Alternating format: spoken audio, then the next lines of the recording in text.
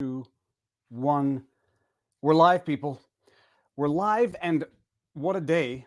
Um, who would have ever thunk you would have 113,000 people watching a live stream of a trial with live commentary by a panel of lawyers, an invoice of lawyers? Who would have ever thought that justice and law itself would acquire? I think we're at mainstream levels of interest. I mean, when Rekieta has more people watching than PBS, when Crowder and Rekieta combined have more than PBS, Fox News combined, we are, let me just turn that off. We are reaching mainstream levels of interest in the law and the transparency that doesn't just entail, but that it imposes on the process itself. Hundreds of thousands of people are watching this. I think Rekieta's stream yesterday, which, if you can imagine, was 9 hours of nothing because it was deliberations yesterday with minimal actual aspects of legal interest. That stream yesterday has 1 million plus views now. That is 1 million, assuming how it works. I'm assuming it's a million, what do they call them? Distinct users or whatever, even if it's less. 1 million people have now watched this trial, a stream of lawyers talking about the trial when nothing was actually happening in the trial itself. Volume too low. Okay, hold up. How long has that been going on for people? You see what happens? How do why can I not adjust my own volume? And why is my dog eating something behind me? Audio. Oh, there we go. Okay, sorry, peeps. Here we go. Let's bring it up to 60. Yeah, I'll bring it to 75, a nice round number. All right, sorry about that. 1 million people. What are you eating? What are you eating? Don't eat that. Okay, dog's eating paper. Okay, well, tell me if the volume is too high. This is hard evidence that he was eating paper. What were you doing? I see. Go back and do it. 1 million people watched a stream of lawyers talking about the legal process, and it's a thing of beauty. And today, no, that's going to get too annoying. Sorry, give me that.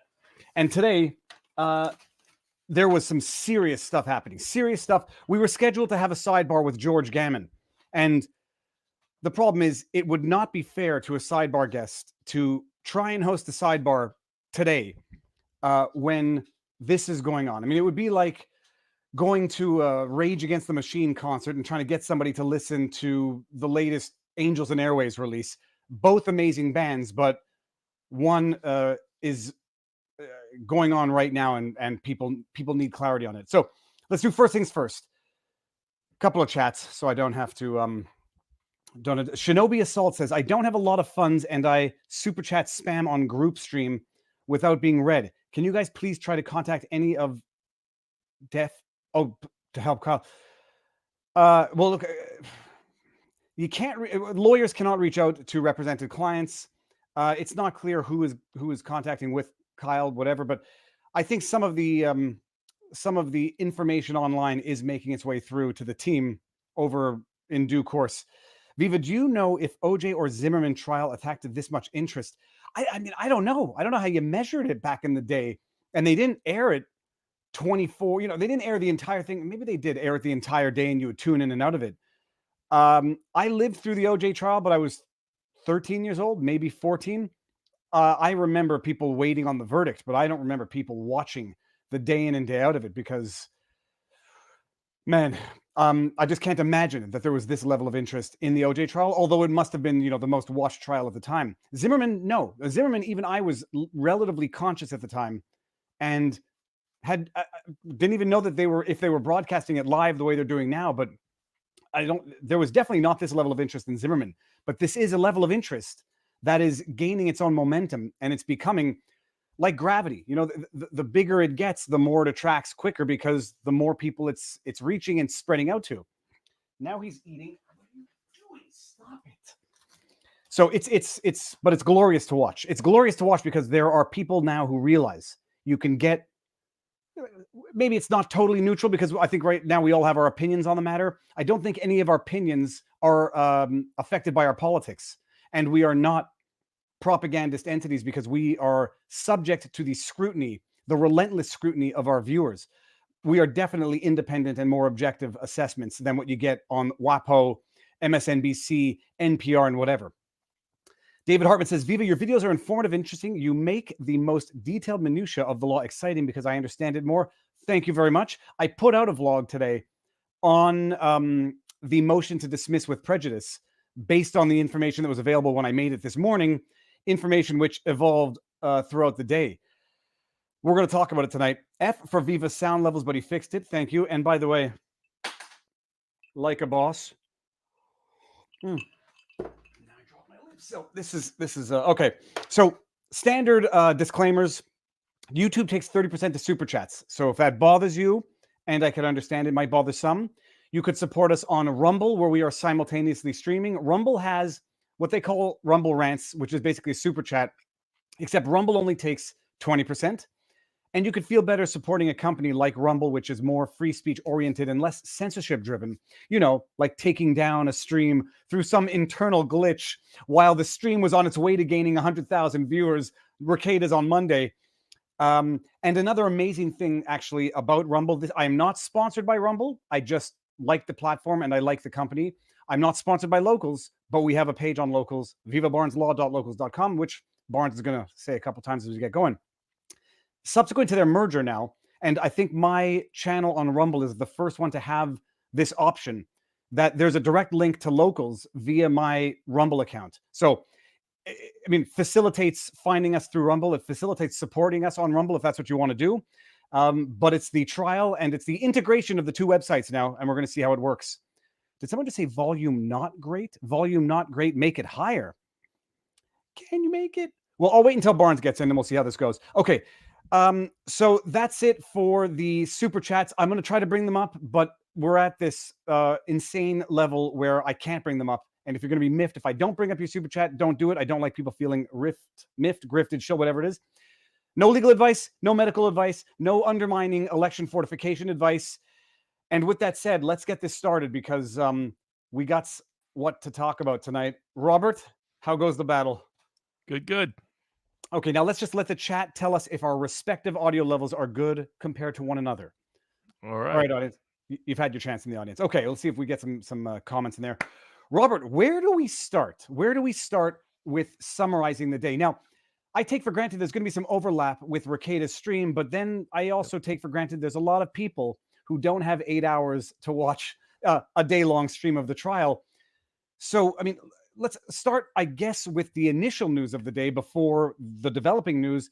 The defense filed a motion to dismiss, not a motion to dismiss, a motion for mistrial with prejudice. Anyone who watched the video knows what that is, but explain to the crowd what is a motion for mistrial with prejudice. Yeah, so I mean, they ended up filing both. They did a written motion for mistrial with prejudice. Later in the day, they moved orally for a motion for mistrial without prejudice.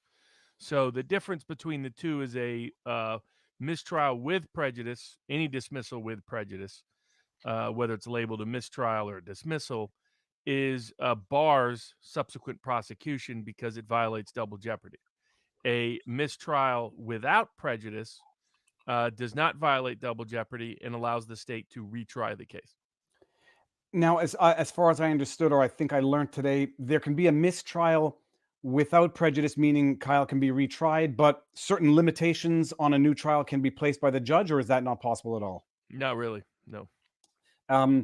And then could you have dismissal on certain charges with prejudice, but not on others? Could you have a partial mistrial with prejudice? The judge even suggested that it was possible to declare a mistrial with, or, well, he was even suggesting mistrial without prejudice to some charges and not to all. And the idea being that I don't think the judge is fully fleshed out, that the provocation theory was applied to all of the charges, even though the provocation purportedly only happened to Rosenbaum. Because if Kyle does not have self-defense as to Rosenbaum, then there's less clarity as there's self-defense as to other individuals, other attackers. And so that the judge never really fleshed that out. And honestly, the jury instructions don't really flesh that out. So but the judge seemed to assume that if the mistrial was about the video evidence, the drone video evidence, and the quality thereof not being produced to the defense, that would only apply to the Rosenbaum charge. And it's like, no, it would apply to all of them because he didn't limit his provocation instruction to just the Rosenbaum charge. So as Dershowitz noted, this was not the best given jury instructions ever given by a long mile. You know what? Remind me to get back to some jury instructions questions, because we studied in law school, but I've never worked with a jury because we don't have civil matters that are judged by jury anymore in Canada, and I've never done criminal. But remind me to None get back at all? for civil, none at all. And I've never done criminal with a jury. I wanted to sit on the jury. Like, I got jury notice, and I was like, booyah, I'm going to do this.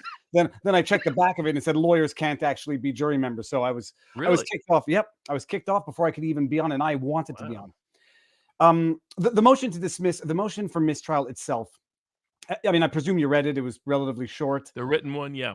Yeah.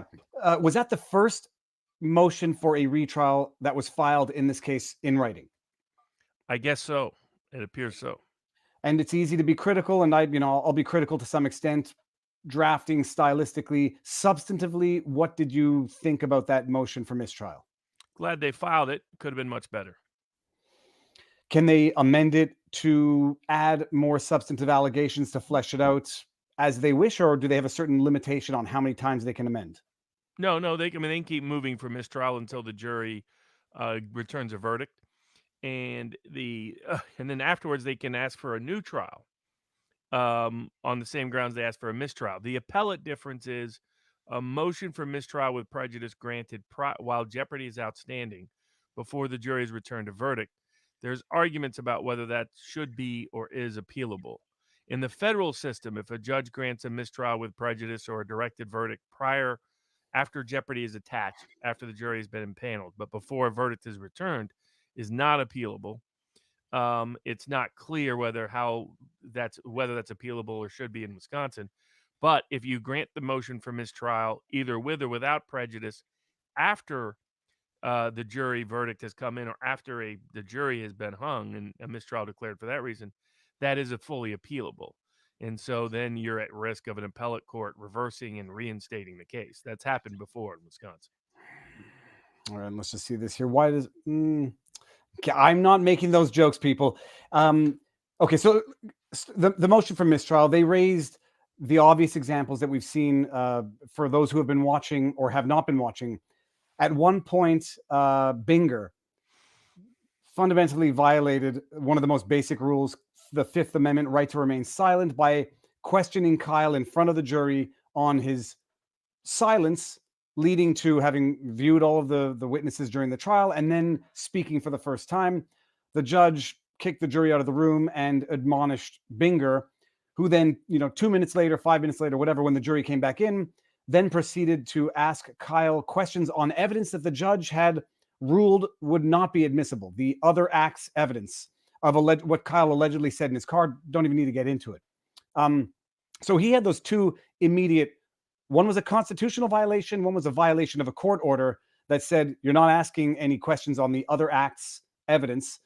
And Binger goes and does it in front of the jury without asking for permission, resubmitting whatever. And the judge said, if you're not over the line, you're close to it. What were the other violations that Binger did? Oh, then the big new issue is the disclosure of this, the drone footage or the higher quality video that was in the possession of the prosecution, but they didn't communicate it to the defendants. So not only did they communicate certain evidence late in the game, magically discovered evidence that was submitted to them by an unnamed individual who showed up to the police station to give them this drone footage. So we don't know the provenance of the drone footage itself, which we'll get into. But they then communicated in a tardy manner to the defendants after evidence is closed. Basically, they've given them this low quality version of this footage, which they are now effectively relying on for the provocation response to the self-defense privilege. So those are the three elements as of today for the motion for a mistrial. What does the judge do time-wise? Because the jury's deliberating now. What is the judge waiting on? And if he sets a time frame for a response from the prosecution, unless deliberations take 2 weeks to a month, he's going to he's going to run out the clock through the jury before he adjudicates on the motion to dismiss. No? Yeah, and he made clear that's what he's going to do anyway. Okay, so the motion for mistrial, they can amend it and add details. Do we know what the time frame is for the prosecution to respond? Judge didn't give any. Okay, and you look a little irritated, Robert. I mean, what's your feeling on what's happening, and especially the developments of today? Sure. So, I mean, my view is this is the product of poor jury selection, failing to do jury selection, and that was predictable before trial, and that reflects 3 or 4 rogue runaway jurors being on the jury, holding up the jury from acquitting. I think that a random jury, that's what a random jury in Kenosha produced. It produced a mistrial. That's what I mean, we were the only ones, to my knowledge, to poll the Kenosha community. Richard Barris, People's Pundit Daily, polled it extensively to figure out what was the mindset and mentality of jurors in Kenosha. What were the indicias you could use to determine whether they presumed Kyle guilty or not? By law, you have to presume a defendant innocent. So anybody presumed him guilty should not be on the jury. But you need to do probing voir dire, probing jury selection. Not only you get their names and information a week in advance in this case, and so you can do a full deep dive on their social media, find out everything about them. There were certain demographic associations. There were certain political affiliations associated with being biased and presuming Kyle guilty, and then certain beliefs and certain life experiences and certain attitudinal biases and certain reliance on certain media sources. And to my knowledge, most of that was not inquired into at all in jury selection. And it's apparent they didn't do any meaningful deep dive at all on data, even though it was made freely and fully available to them. And that was their choice. Some people think it's Kyle's choice. He's 18 years old. He has no idea how jury selection works. He's going to defer to his lead defense lawyers, Mark Richards, and it was Mark Richards who said no. And not only said no, he said he wouldn't allow anyone to even know, to even be able to help, to even be able to contribute at all. Can't come into the courtroom during jury selection. Won't allow you to even know the names to look them up and tell us what you have. That's what he did, and that was legal malpractice in my view. It's been a slow awakening in the court system. They think juries, a lot of judges, pick juries by roll the dice effectively, and they assume prejudice doesn't exist. That this is not the modern world anymore. The social media. I mean, this became clear in the Chauvin case. I said before the Chauvin case, I didn't think historically there's at least some jurors who have not been exposed to pretrial prejudice, even in high-profile cases. Social media has changed that. Everybody now has been impacted. Everybody. Every single juror raised their hand, apparently, according to what we heard and listened to and saw, when the judge asked whether they knew about the case, had heard about the case, had seen video about the case. And again, the video they'd seen was misleading video, media video. So and then there were certain ancestral backgrounds, certain socioeconomic backgrounds, that just what it all corresponds to is if you trust the institutional media, you were prejudiced against Kyle. Not only that, their prejudice was intense and deeply held. It was prejudice that you were not going to budge in jury trial. And there was a lot of naivete by the defense team about that. And even when they were given data and information, they ignored it. Not only that, one of the great concerns was we found about 80% of Kenoshan jurors were concerned that if they were on the jury, that what the outcome would be if they voted for acquittals. And, that's a problem. That's a problem that has to be dealt with in jury selection. Frankly, it's a group that should never be on the jury. I mean, I was going to ask Robert. Impacted by that. I was going to ask if they even asked that question, but given the duration of jury selection, I'm taking for granted that specific question was, if asked, barely fleshed out at all. Yeah, I mean, jurors volunteered the information is what happened, and then there was pushback against them volunteering that information. So, in other words, saying that shouldn't be a problem, and so that's why we're here. So Kyle's is, I think, put unnecessarily and needlessly at risk by lawyers who decided not to do real jury selection. Now, the second mistake, in my view, was not prepping the judge for this fact, because I think that the reason why the judge thinks an acquittal will bail him out of any consequential decision in political controversy. What happens if there are convictions? Does anybody think this judge is going to step up to the plate then and now dismiss? So here, That's at risk now. and people were saying, the judge is saving it to save Kyle. It's a win-win. If the jury acquits, then the judge doesn't have to make a hard decision. If the jury convicts, then the judge can save Kyle. But by virtue of the fact that the judge is holding off intervening in any way whatsoever with the outcome, do you think the judge is going to effectively overturn an outcome of conviction by granting the mistrial with prejudice or without prejudice? Maybe without prejudice, especially if this external and clearly visible pressure on the jury and the courthouse itself could be argued to have an impact. But yeah, I mean, I think you made that point during Recaita's stream today. Far more likely that the judge is trying to not save his own butt in a cynical sense, but just not make a decision, hope for an acquittal. But if there's a conviction, he's not going to necessarily be inclined to intervene. You can't trust that at all. You can't trust that at all. Because again, and now if this judge knew about the pretrial prejudice and its impact on the jury, then he would be more eager to step in now, because he's hoping an acquittal saves him. He's assuming a conviction can't happen. And in part, I think, because of his own opinions about the case. And in part, I believe, because the defense lawyers, that's what they've been signaling to him. They didn't scream for extensive jury selection. They didn't ask a lot of questions during jury selection themselves. They didn't tell him at all about how much the pretrial prejudice had hurt the jury pool. In fact, their behavior had been quite the opposite direction. And so, this judge could be sitting there saying, there's a few holdouts. They'll fold, no problem. I won't ever have to face this. Well, That's the problem. Do you get the impression, like I say, strategic mistakes are that this judge continually or repeatedly references reading the news, and he responds in the court to what he's reading in the news, which I think is a mistake in and of itself.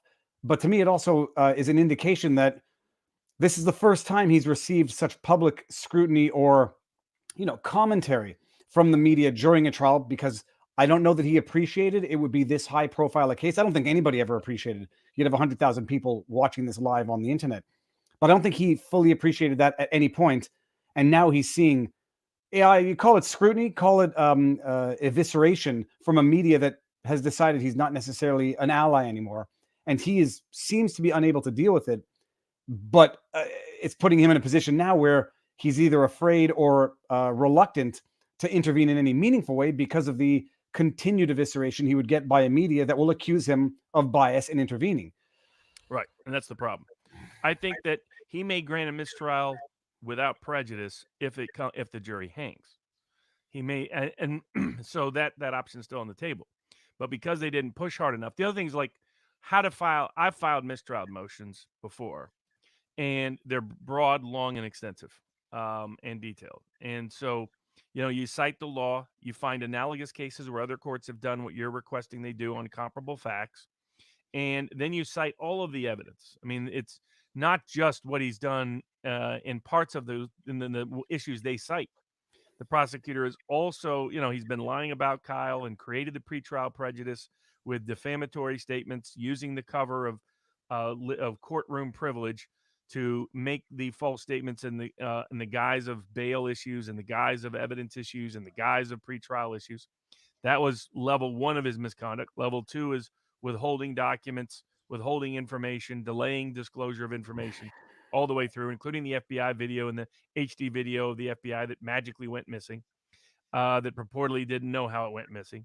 Then during trial, it came out that he had attempted to suborn perjury. I believe he did suborn perjury with certain witness testimony, that he had effectively obstructed justice, in my view, his manipulation of criminal charges of other co-defendants, hid the fact that he knew who Jump Kick Man was, that kept Jump Kick Man from testifying effectively by not granting him immunity and having criminal charges stay outstanding against him without disclosing the information and the details about Jump Kick Man. And then engaged in Fifth Amendment violations and clear pretrial court orders during his cross-examination of Kyle, on top of making repeated misstatements of fact or misstatements of law, both in his opening statement and particularly and perniciously in his closing argument. And then now this last piece of evidence that they withheld critical essential material evidence appeared to have doctored the timeline to make it look like they weren't responsible or accountable for this for the failure to produce the HD version of the video. And so it's just been, well, item after item after item after item. But because Richards didn't want anything negative said about Binger before trial, didn't want investigations into Binger before trial, didn't want any of that revealed in the court of public opinion or the courts of law, is partially why we're here. I mean, Kyle is at risk solely due to the failures of his defense team, which is in part the product of, David Hancock, the security guy who's basically hijacked the defense. I want to come back to so many things you mentioned. I'm just going to bring this up. Is CCAP wrong stating Richards filed motion with prejudice? The mistrial with prejudice? They filed it on Monday. That is correct. Yeah, so November 15th. CCAP, I had to just get It's the Circuit Court Access Program of Wisconsin. It's no longer called that. Apparently that's the older term, but whatever. That's where you find the filings. The written motion for mistrial that was filed is with prejudice, which brings me to the question now, Robert. Today, Sheriff Fisi in court volunteers for a motion for mistrial without prejudice. My question at the time watching this, does this trump the motion for mistrial with prejudice that they filed? Is he effectively renouncing to that aspect of the motion with this verbal motion? If not, okay, but then why on earth does he soften his position in what he's pursuing to go after a motion for mistrial without prejudice, which in theory, I presume, had Krause accepted at the time, they could have accepted. He could have accepted on the bench right there, and then it would have been a mistrial without prejudice. Yes, that's correct. Okay, so I'm thinking Krause just blew it by not accepting that offer. I would have done that in a heartbeat if I were the prosecution. But why did he do it? Why did he do it? We don't know. And so how usually that's interpreted is two different ways. A judge may interpret that you're just preserving appellate review, that you don't really want it to be granted, but you want it to be on paper so that if something goes sideways, they have an additional appellate issue. The other possibilities the judge saw it. I do think that's the way the judge saw it. The other possibility is that he really wanted the mistrial, and usually that's interpreted as the defense thinking they're going to get an adverse verdict. That's usually the assumption. The prosecutor not going along with it suggests the prosecutor thinks now they could get a verdict in their favor. So I think they're both misreading the jury. My view is that it's still more that convictions are still very unlikely on any of the top three counts, any homicide count. And reckless endangerment doesn't likely pose major sentencing risk given most people's interpretations on the ground, including longstanding journalists in the area, of the court's predilections on this case for sentencing on reckless endangerment. But that would be the common interpretation, is that you as a defense lawyer only ask for a mistrial without prejudice if you think the jury is likely to rule against you. You never ask for it if you think the jury is about to rule your way. I mean, I just let the jokes begin. I could not believe he made the offer, because if I'm the prosecution, well, first of all, I'm a cynical man now. I think I might have taken a black pill, Robert. I'm thinking if I'm Sheriff Fisi and Richards, and I don't think that Rittenhouse has the finances for a retrial, no way do I ever pursue that as an option. I would accept it as the worst outcome, but I would pursue with prejudice, tooth and nail. Part of me feels like they might look at Kyle Rittenhouse like something of an ATM, knowing that, hey, so many people are now emotionally invested in this. If it's a retrial without prejudice or a mistrial without prejudice, we'll be able to raise $1 million for a second trial. Why not?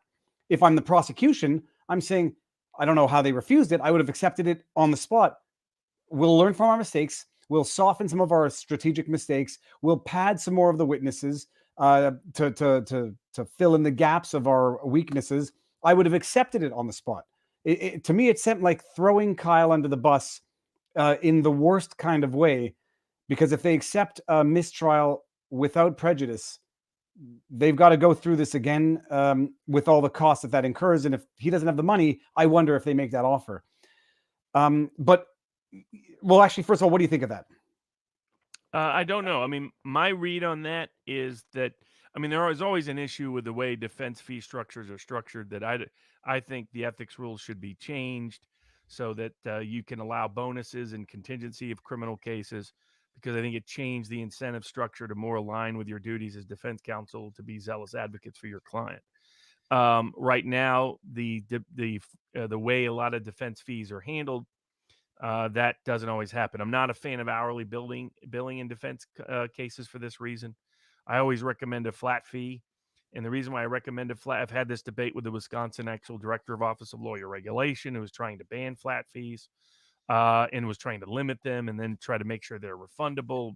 Refundable flat fees can basically make it an hourly billing case. That's the problem. And had this debate with him in front of the Wisconsin Supreme Court, no less, about 10 years ago. Supreme Court mostly sided with my position. He wasn't happy about that. That didn't lead to cordial relations for a while. But he came around over time. The not on that issue, but in terms of our dynamics. But the nature of it is such that that always creates a risk. So, like you should have a fee structure where it incentivizes you to be a zealous advocate for your client, not where it incentivizes you to prolong or protract criminal proceedings. And the current fee structures that are commonly provided for defense lawyers, often due to ethical limitations by state bars or Supreme Courts of those states, ultimately, in my view, distorts the incentive structure. And so I've never been a fan of that. And so that's part of, you can't ignore that possibility because of the distorted incentive structure that's created by the state ethical rules in part.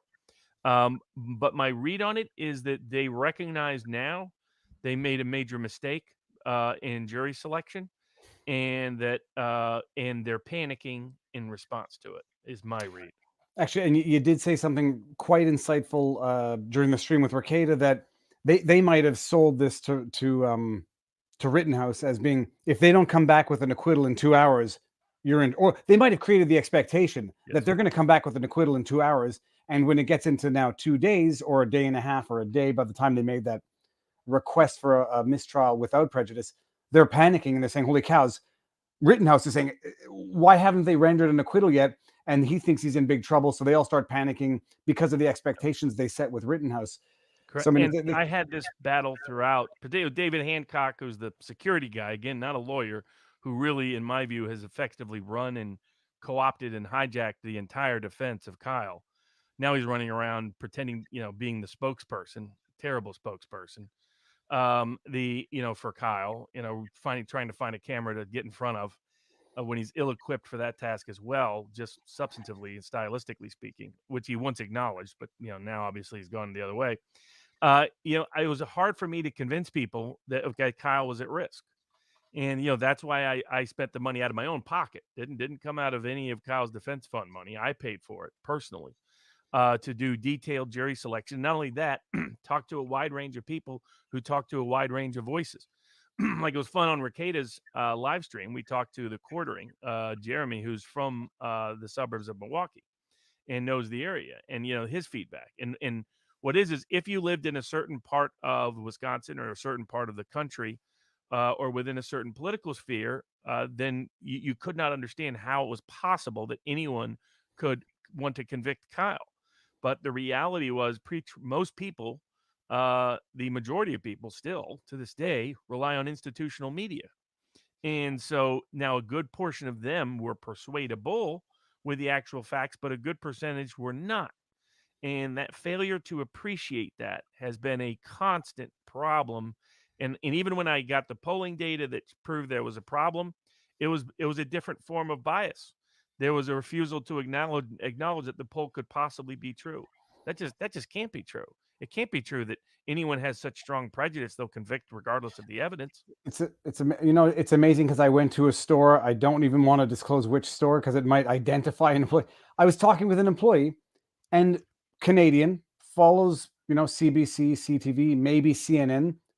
When I mentioned the Rittenhouse trial, and immediate reaction was, "Oh, the kid who, the crazy kid who showed up with a gun and killed some people." And man, and when you realize that you can't even really, from an independent content creator, you can't even put out a video that has an image of Grosskreutz with that unlawful object in his hand. You can't put out a video now with Binger doing what I am now thoroughly convinced was an intimidation tactic on the jury. And so you have you disincentivize any independent reporting on the, I'll call it the truth, but we'll call it the alternate reality. And you have nothing but mainstream media running literal lie after lie, literal, like PolitiFact still maintaining their fact check false. It was not clearly legal for Kyle to be in possession of that firearm. And I mean, this is the vast majority of people, and I've now grown to say it without judgment because people are just too busy. They need the syrup. They don't have time to tap the tree, get the liquid, boil it down, and create the syrup on their own. And you got a lot of people fabricating the syrup here. You got some people selling corn syrup as maple syrup. But so it's amazing. And I've seen it firsthand, and I see it in Canada, even with friends and family who still think Kyle Rittenhouse is 1000% guilty and don't even know that another individual was there, armed, locked and loaded, I guess is the term, ready to do what he wanted to do with Kyle, but never got the opportunity. And then you have that compounded. And again, this is where pretrial prejudice would have helped educate the jury. I mean, would educate the court about the jury. Is you had this situation where people are continuing to protest so loudly with megaphones right outside the courthouse that they're basically getting to illicitly influence the jury during deliberations. And apparently today they had to arrest people outside the courthouse because they were behaving in such a violent and disruptive manner. So, like they should have blocked off the courthouse and access to the courthouse for several blocks, as they do in all high-profile cases. This is because this judge didn't know how bad it was. He didn't know the intensity was still present. He didn't know how pervasive it was. And he has been and this is where him being on the bench so long hurts. 20 years ago, even a high-profile case would have half the jury pool have no idea what you're talking about. Would not have massive protest outside the courthouse. Would not have disruptive, disorderly protests of people trying to interfere with the jury during the trial. So that's why this judge looked back at that history and thought, oh, this case won't be that risk. But that is precisely what is happening now because we live in a world of social media. And, once you live in that world, the world has changed. Everybody hears about a case. This case was too intense for large portions of the population. The prejudice was too pervasive. And like I said, we found Kenosha, almost 2/3 of jurors presumed him guilty. That means that, you're going to have half of them who are locked into their position based on what the questions we asked. That means a random jury would predict 3 to 4 hostile jurors that are rogue runaway jurors. And what happens if they're leader personalities? Like what happens if they're an older woman, maternal professor that's from the old Yankee aristocracy that's used to running Kenosha? Going back generations of distorting influence on misappropriating political and economic capital to themselves from a largely immigrant community, which is the history of Kenosha.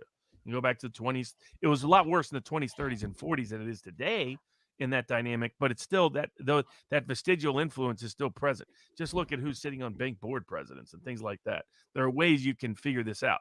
And this is where doing a deep dive of Kenosha's whole history to know the underlying political dynamics, know the ancestral ties, affiliation ties, associational ties, to know, okay, this person's life experience, this person's profile, this person's connections mean they're likely to take this perspective on this particular case.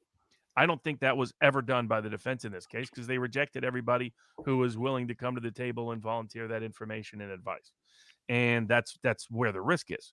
And I think it flows over on the court because the court assumes he can get acquittals. And so he's like, hey, I can just wipe my hands of this and nobody can blame me for it. And not only that, if you would have emphasized pretrial prejudice, the judge would have filtered through media coverage differently. He's almost acting like he really thought there was going to be unbiased media coverage during trial. There were too many lies told by the press. There are too many press members that can be sued for libel if the full acquittals come back. So they were going to double down and triple down on their lies and libels, and they were going to attack anyone who questioned or contested their narrative because their narrative were full of lies and libels. The Joe Scarboroughs of the world can't help but lie and lie repeatedly about a kid. LeBron James, LeBitch James can't help but do the same thing. And so this needed to be highlighted to the court that this is nothing more. The mob tried to lynch him that night, and now they want a jury to lynch him in court. And they want the court to help do it by facilitating prosecutorial misconduct and malfeasance and covering up for it and capitulating to it. No, And if you framed it that way, I think the judge would be more attentive and sensitive to what a lot of people are witnessing, which is extraordinary prosecutorial misconduct on national TV. You say it, but it's the type of thing where I don't even think you could have forewarned the judge and made him appreciate it. I'll go back to the analogy of kids. You can warn parents or people what it's like to have kids, and they can never understand it until they do. I don't think you could have ever sensitized this judge to these types of things, because it's you're right. Like he's now reading the news like, but I'm the good guy. Why are they turning on me? They're turning on him precisely because they no longer view him as an ally, and he doesn't understand it. And it's perturbing him. He's been on the bench for 40 years, I think, and he doesn't know how to deal with it. 44 years. Now, one thing because we got to go way back to what you listed a bunch of things which evidence the prosecutorial misconduct, which I don't think very many people appreciate here. Starting with Jump Kick Man, by the way, because Jump Kick Man, new information is coming out about Jump Kick Man. First and foremost of which is his identity. Allegedly, you can Google it. I don't know which news outlet it was. Allegedly identified Jump Kick Man. The only problem now is it appears that Jump Kick Man was known to the prosecution, although I believe, and I may be wrong, that the prosecution warranted to the court that they were unable to identify and locate Jump Kick Man. And what seems to be the case as of now, could be wrong, could be incomplete, inaccurate. Jump Kick Man has an extensive criminal history, said he would be ready to testify if the prosecution would give him immunity on pending charges against him for whatever, it doesn't really matter. They said no, which, they can twist, if this comes out as true in any event, as being, look, we're so transparent, we weren't going to give immunity to any criminal, but they didn't give immunity, which effectively means that Jump Kick Man could not be compelled to testify, I presume for self-incriminating reasons, whatever Well, it is. one caveat, my view of the proper protocol is when the person that's asserting the fifth is not the defendant, then you can comment on that fact and you can put him on the stand. And he can just assert the fifth, but he can do it in front of the jury.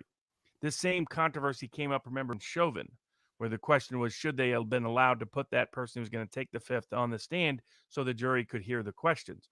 This actually came up in the OJ case because Mark Furman ultimately took the fifth, and F. Lee Bailey wanted to ask the questions of him in front of the jury and let him take the fifth. And so the evidence doesn't come in, but the jury hears the questions and they know that they can make their reasonable inferences, because you're allowed to make adverse inferences from the assertion of the fifth when it's not the defendant themselves in the court proceedings. Okay. And even if that were the only issue, that would already be relevant. Bottom line, it seems, based on the information we understand to be accurate as of now, that the prosecution lied or misled the court when they said they did not know who Jump Kick Man was, couldn't find him. So even if it's true that there was a strategic reason for which they did not give him immunity on certain charges so that he would be more difficult to be compelled as a witness, apparently they lied about knowing who he was, which made it impossible to call him as a witness, but they misled the court, which would be one thing. Oh, tabarnouche, I forgot the other one. Robert, what was the other thing that Huber. Sorry, not Huber. Zeminski. The filing of the charges against Zeminski. Now, we've heard Binger talk about evidence of his transparency. He's currently pursuing arson charges against Zeminski. Explain, not to the court, explain to the people who are watching the strategic reasons for which Binger might have a vested interest in pursuing charges against Zeminski, which would make him potentially unavailable as a witness. Here's what the prosecutor was hiding in this case. Zeminski, Zeminski's girlfriend, Rosenbaum, Huber, Jump Kick Man, and Yellow Pants Man were coordinating and conspiring and escalating criminal activity that night, which they sought to culminate in beating Kyle Rittenhouse to death. So how does the prosecutor keep that evidence from the jury? Well, what he does is He never identifies Yellow Pants Man, quite conveniently. He never identifies to the defense or to the court Jump Kick Man, though he knows who he is, allows criminal prosecutions to go forward against him for other unrelated to that night events. Once again, you have another criminal coming after Kyle, someone with, again, domestic violence, family-oriented violence. That's the kind of person he is. It's not a coincidence that keeps showing up in all of these attackers that night. He prosecutes Zeminski's girlfriend and gets her sent off to jail for other issues, which makes it very difficult to subpoena her for trial. He indicts Zeminski on arson charges and then deliberately delays the trial until after Kyle's trial so that nothing can happen there. With Huber and Rosenbaum, they're both dead, but he works great to keep out any evidence of their criminal past. But most importantly, by keeping out the other witnesses, he keeps out the criminal conspiracy that was taking place that night. Because if people understood what you had were sociopaths engaging in elevated levels of violence, escalated levels of violence, they were trying, okay, let's see what we get away with here. Can we take another step? Can we take another step? Can we take another step? So it starts with just some verbal threats. Then it escalates to playing around with some physical property in the streets. Then it goes up to pepper spray and gassing people. Then it steps up to starting to set little fires. Then it steps up to, hey, let's put a fire in a dumpster and run it into a car, a gas station, into police, something else. And then it was, what was the next step? The next step was beating the daylights out of somebody they didn't like that night, and particularly some innocent looking kid like Kyle. And that's the significance of Yellow Pants Man pointing him out earlier. That's what's really taking place that night. That's where Rosenbaum's threats to him matter. It's all coming together, and the prosecutor hit it all by manipulating the prosecutorial process about available witnesses so that they wouldn't be available at trial. Oh, you're on mute. I just brought up my own comment saying that you're blackpilling me right now, and you just did with that. Gosh darn it, it drives me nuts that I don't see these things because I'm not sufficiently blackpilled. But when Yellow Pants Man says, you pointed that gun at me, knowing that he probably did, or he said the green laser, because I don't think actually anyone ever said gun, but maybe I'm mistaken. And now the way you describe it there, that is fabricating the provocation in order to justify the response. First of all, no, he didn't. And he wasn't on a roof, so clearly he didn't, even if the lasers were associated with the guns. But you accuse someone of that type of provocation to then, in your own mind and in the mind of the mob or the group, justify a response that's the guy that just pointed a gun at me because somebody just said it, and therefore you get to escalate everything. And the way you describe it, They're trying to build it, and that's why the Zeminskis are ready right away. They threaten Kyle. Kyle's shocked, drops the fire extinguisher. Then they had Rosenbaum ready, and again, as the testimony and video showed, so Kyle's coming down the street, and Rosenbaum runs past him and runs to the right and hides behind two cars. It's not a coincidence that right nearby is Zeminski and his girlfriend. The girlfriend's turning, waiting for Kyle, so that when Kyle comes by the van, sees Zeminski, Zeminski shows him the gun, and clearly, whatever you believe about Kyle's testimony, says something threatening, because all you have to do is watch Kyle's reaction. He drops the fire extinguisher right away and tries to start stepping back. So it was a real intense threat, at which point Rosenbaum has now come out from behind the cars, ready to chase him down. And further back in the crowd includes Yellow Pants Man and Jump Kick Man and Anthony Huber. And remember, as Kyle's taken off, it's not a coincidence that Zeminski then puts the gun up in the air to fire it up in the air as game on. And that's what Kyle realizes as he comes back around, and all of a sudden people are screaming, get the boy, cranium. And who's yelling the most? Zeminski's girlfriend. Get him, get him, get him. He just shot somebody, just shot somebody. Other people screaming him. You see Yellow Pants Man saying things. You see Jump Kick Man coming after him. You see Anthony Huber coming after him. And Gabe Grosskreutz, again, associated with a lot of these groups politically, radical, communist, revolutionary, violent organizations with his own long, extensive criminal history, of course, engaging in the same chase. And that's the goal, is to lynch somebody that night. And if you've studied the history of public lynchings, This is how they happen. There's a group of people there. If you study what happened in Tulsa, you'll find small groups of people inflaming finding select events to inflame public opinion, get a mob created, create a crazier and crazier rumor or story, so that everybody feels justified in the madness of the mob lynching, and that's And what they Robert, wanted to do. and you know what? I mean, and if you had no video evidence, if you didn't have the forensic evidence that you have here, video evidence, you'd have and if it went down the way they wanted it to, you'd have a dead Rittenhouse beaten to death because he pointed a gun at someone, and there would be no evidence to contradict that narrative. I just want to bring this on up because it's a good question. Why is Zeminski only charged with arson and not possessing and or discharging a firearm? I Or presume, disorderly Robert, conduct, criminal trespass, property damage, threats. So some people had asked who else could have been charged that night. Zeminski, in my view, could be charged with conspiracy to commit murder, because I think that's exactly what he and his girlfriend were doing. I think Grosskreutz could also be charged with that. And I think and Jump Kick Man could be charged with that. I think all of them, and maybe Yellow Pants Man as well, because I have reason to believe, based on evidence that's already been developed and other evidence that I'm aware of, that this was a criminal conspiracy to kill the kid. And it fits, again, the sort of riotous public lynching mindset. And it's the mindset that goes in and kills David Dorn in St. Louis. It's the mindset that beats people in front for the world to see. I mean, a man in Kenosha had been beat badly just 2 nights before, a furniture store guy. So, I mean, people forget what had happened in some of the summer of love that summer, but people were being beaten in the street. And if you weren't able to defend yourself, I mean, in Portland, they went behind a guy and shot him right in the head. So, I mean, this was the mindset. This was that group. These are people who politically justify their criminal sociopathology as part of some communist revolution and all that nonsense. But that they are committed to this set of aggressive tactics. And Kyle was going to be a target that night as soon as they spotted him. And then once he was separated from everybody, it was game on. And that's what Zeminski's real firing was. But those other people, I agree with good logic, and not Nate the lawyer on this. There was no.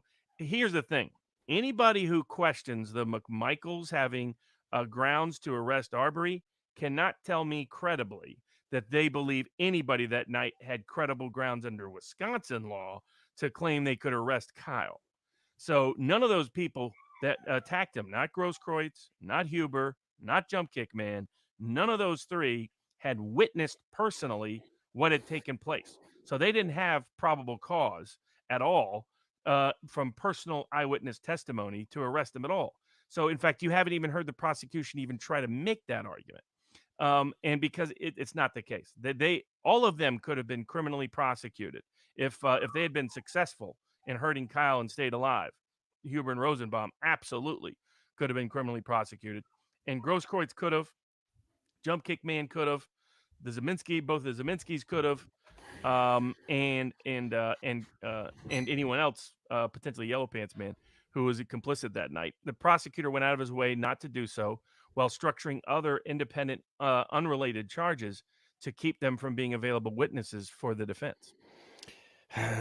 Robert, this is a black pill delivered through suppository. Let me just I'm going to bring this back up. Fact and Suspicion podcast.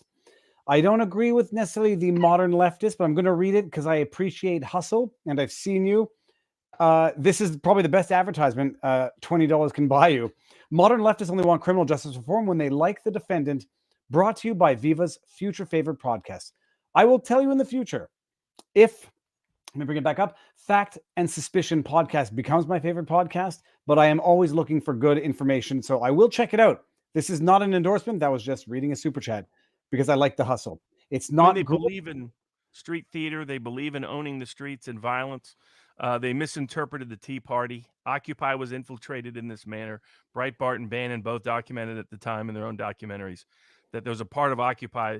I don't agree with them that all of Occupy was corrupt. I think there was a legitimate part of Occupy Wall Street, but there was definitely a part of Occupy Wall Street, as Tim Pool documented, that was completely fraudulent, that was meant to instigate violence.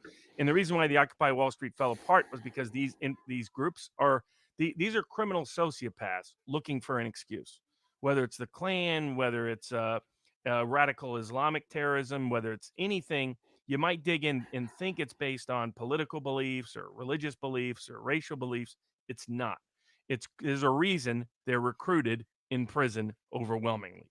It's because they're criminal sociopaths who are just given an excuse to say the cause demands you do this. The country demands you do this. God demands you do this. And like, oh, I get to act out on my criminal sociopathology. That's why you dig into the Klan, 80% of them had histories of domestic violence and the like, right? That's who they were, the violent members of the Klan. Not a coincidence here. You have the exact same pattern with the Zeminskis, with Jump Kick Man, with Grosskreutz, with Huber, with Rosenbaum. Violent assaults or attempted assaults on their own family.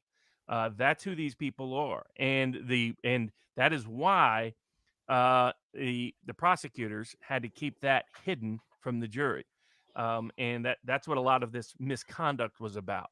And then they had to go further. They had to make sure that the owners of CarSource didn't show that Kyle was legitimately present there when he was, by suborning their perjury, and doing so by selectively not investigating or subpoenaing other criminal activities that they may be accused of, or creating extended or expanded civil liability for them. That's why he had to intimidate the photographer witness into trying to changing his testimony to conform to what they wanted. So, I mean, that's why he's engaged in it. And then he went further with Kyle in front of the jury because he was afraid that he would lose the case in front of the jury, and he knew down deep this judge, unless you really pushed him hard, won't do anything about misconduct in his courtroom because that's your typical judge. And you have to just scream bloody murder before they pay attention. And I think the defense made the mistake, in my view, of I mean, they seem to suggest that they would get better rulings from the defense, from the court, by not raising issues of prosecutorial misconduct. I think it's backfired on them, is what's happened. I mean, I brought up a chat that said, the defense has not laid out that theory of the case that you just laid out about the ambush. And I mean, it's not a no-brainer. It's just Occam's razor. I mean, it's what you see with your own eyes, and it may not be true. It might have just been totally random, but it's 100% on. And we've talked about it before, the political permission slip.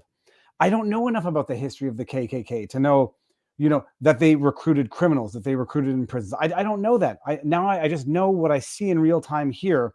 That was it a coincidence, or was it by design that the three individuals involved in this, Zeminski seems to have a criminal history. Now we're learning Jump Kick Man seems to have a criminal history. I doubt they recruited Rosenbaum, but the event certainly attracted. They just did it in live time, the way criminals like this operate. And what it was is, I think, what they could have done, because the court allowed them to do it, but they didn't do a good job of it with the defense during trial. And I wasn't going to raise it before trial because I was hoping that they would raise it without, tipping anybody off. But now the trial's over, can lay this out in detail. Is that once the judge said you can introduce any of the evidence about any of these individuals that happened earlier in the night, as long as it happened during the night, it's all free game. That was a great opportunity, because if you dig into the video footage, and it's obviously clear now the defense had not fully vetted the video footage, didn't have as many video experts as they told me that they did, because they're unprepared, constantly let in a lot of illicit hearsay, prejudicial hearsay, unlawful, non-expert, expert opinion, etc., which we've detailed before, so I won't recount that here. But if you watch the video footage throughout the night, these guys are at the center constantly of the escalating violence, and that they're in the same physical proximity of each other all night long, escalating the violence, escalating the conflict. So it wouldn't take a genius to tie those stories together to show how the video evidence proves that theory of the case. And then the jury realizes this isn't even a political case anymore. This is about a group of sickos who infiltrated a civil rights march so they could commit criminal sociopathic violence under the guise of a civil rights march against this little kid. And then you could convert a lot more people. It's also just the reality of what actually happened, and it explains things much better than the prosecutor's fictional fairyland version of events. And actually, I took the note where Grosskreutz, before pulling his weapon, but he didn't point it at Kyle, so it's not that scary because Kyle had a big gun. Before he did that, he was, if his intent was to stop an active shooter, someone had asked, why was he running down the street with him, interviewing him, asking him what he just did? Why not end it? Why, if that's his goal, why not do it there? Instead, running down, what did you just do? What just happened? And then only later on pull a gun in an attempt to neutralize what he thought was an active shooter. What bothered me? And the goal was, I think, for him, he wanted to get a confession right there, so that it would justify him shooting him. That, hey, look, everybody on Facebook, ooh, he just admitted it. I had to take down this active shooter and be the hero that night. That I think is what he was up to. It bothers me because, first of all, I think you're right. Not that you're right that bothers me. It bothers me that I don't put these things together. You're 100% right. This story was not told. And at the very least, people watching it now are going to see what could have been by way of defense, but also what is by way of circumstance. That it's interesting. They didn't recruit Rosenbaum, but he showed up because of his because of who he is, and they see him there and say, this guy is one we can use right now. Because if someone's screaming, shoot me N-word, with the hard R and not the A, and I'm not saying that to be glib. This is a guy who's clear at a BLM doing that. It's a no-brainer. But they see this unhinged individual, and instead of calling him out and saying, dude, this is a BLM protest, no, they then weaponize him, and they then, between all of them, the way you describe it now, and I do see them working like a pack of wolves trying to take down a deer, and that deer was Kyle Rittenhouse, except that deer was armed and, but for the grace of God, escaped with his own life, because I don't know how it happened. Now that I've seen everything, I don't know how Kyle Rittenhouse made it out alive. He was 2 blocks away from surrendering when incident 2, 3, and 4 happened. And but for missing a bicep, because I doubt he was aiming at a bicep, he would be dead. But for missing Jump Kick Man, well, no, he didn't survive because of that. But but for not getting him in the right spot of the head with the skateboard being used like an axe and not like a skateboard, he'd be dead. The way you describe it now, it is a pack of wolves hunting down a deer, where they think they are politically empowered to do so.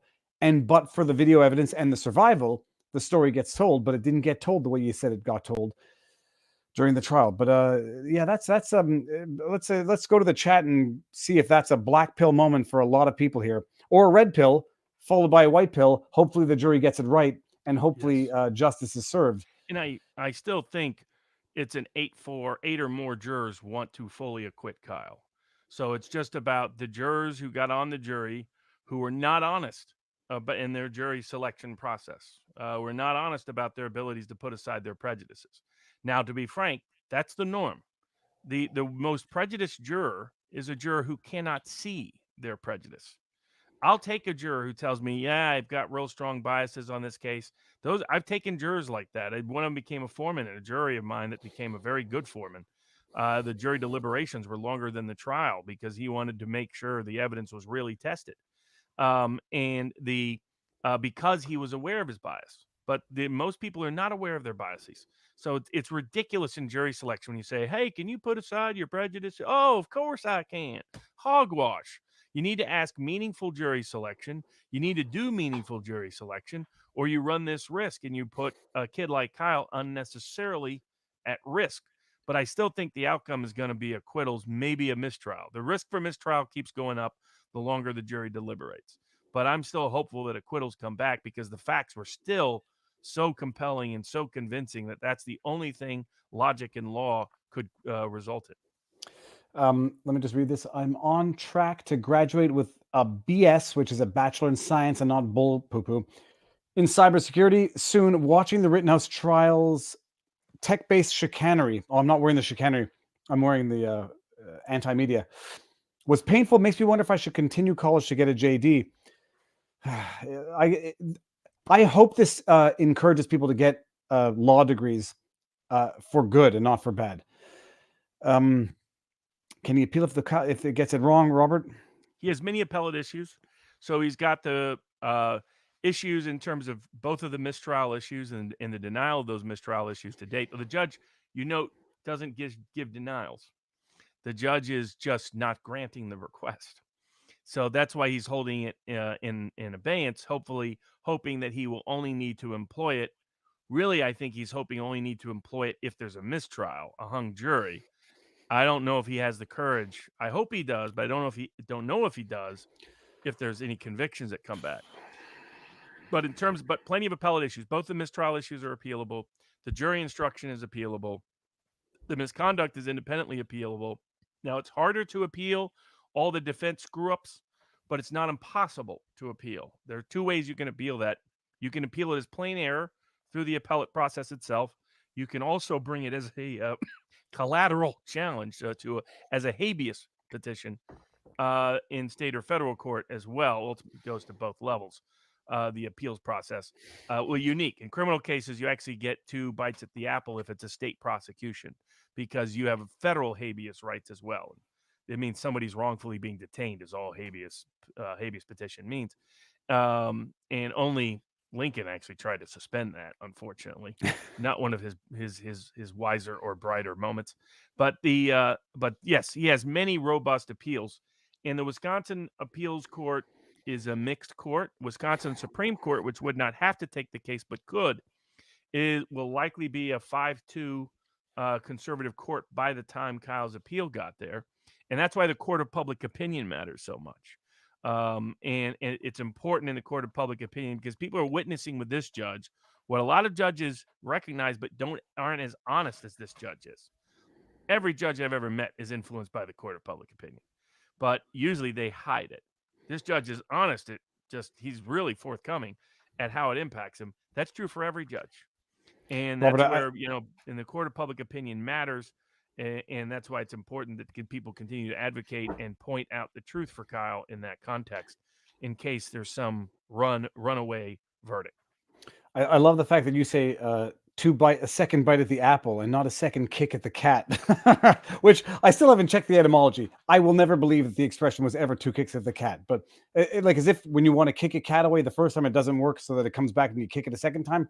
It came from a kid's game of kicking a can. But Dark Crypto is trying to get to you both. I will message him. I don't know what it's about, people, and there's no promises, but I'll definitely message him because I think we're connected on the Twitterverse.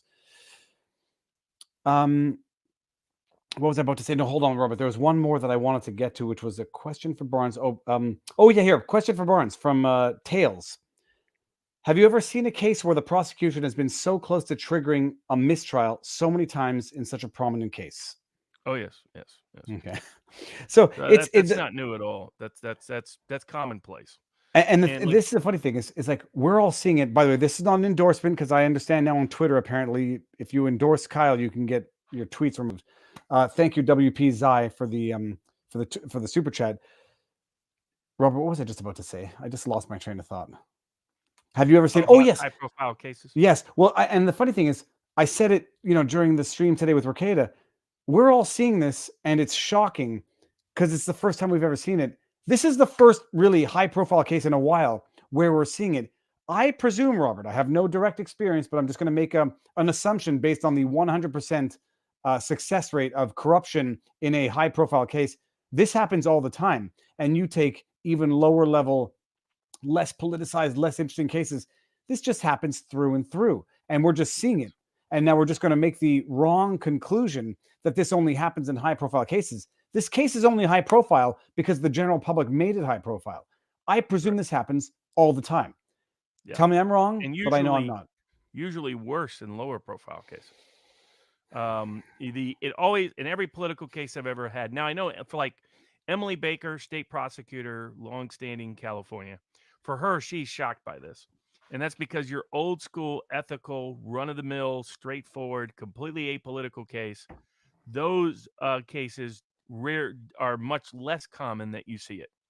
It's in a lot of the cases that I'm involved with, the only reason they're there is because of corruption at some level of the process, whether it's the judge, whether it's the prosecutor, whether it's the law enforcement agent, whether it's some politician that demanded it go forward. At some level, corruption took place. And it doesn't mean like quid pro quo monetary corruption. It just means somebody not following the ethical duties to do justice and only comply with the rules, the constitutional rules and legal rules that apply to criminal investigations and prosecutions. And the same with a good number of civil cases that I handle. I mean, they're almost all of my cases are political. It's pretty rare they're not. I mean, it's just the nature of my practice. And so I witness it a lot more often, probably, than most defense lawyers, and have studied the long history of them. So I've been studying criminal cases of this kind going back 200 years. Patrick Henry defended one of the first great political cases.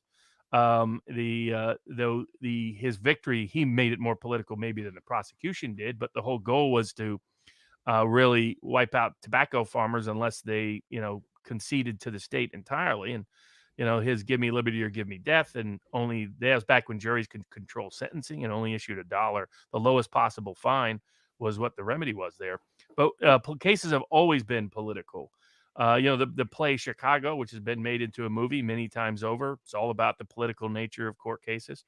It's inescapable. It's inevitable. And it's a popular subject of film and Broadway and books and TV series for that precise reason.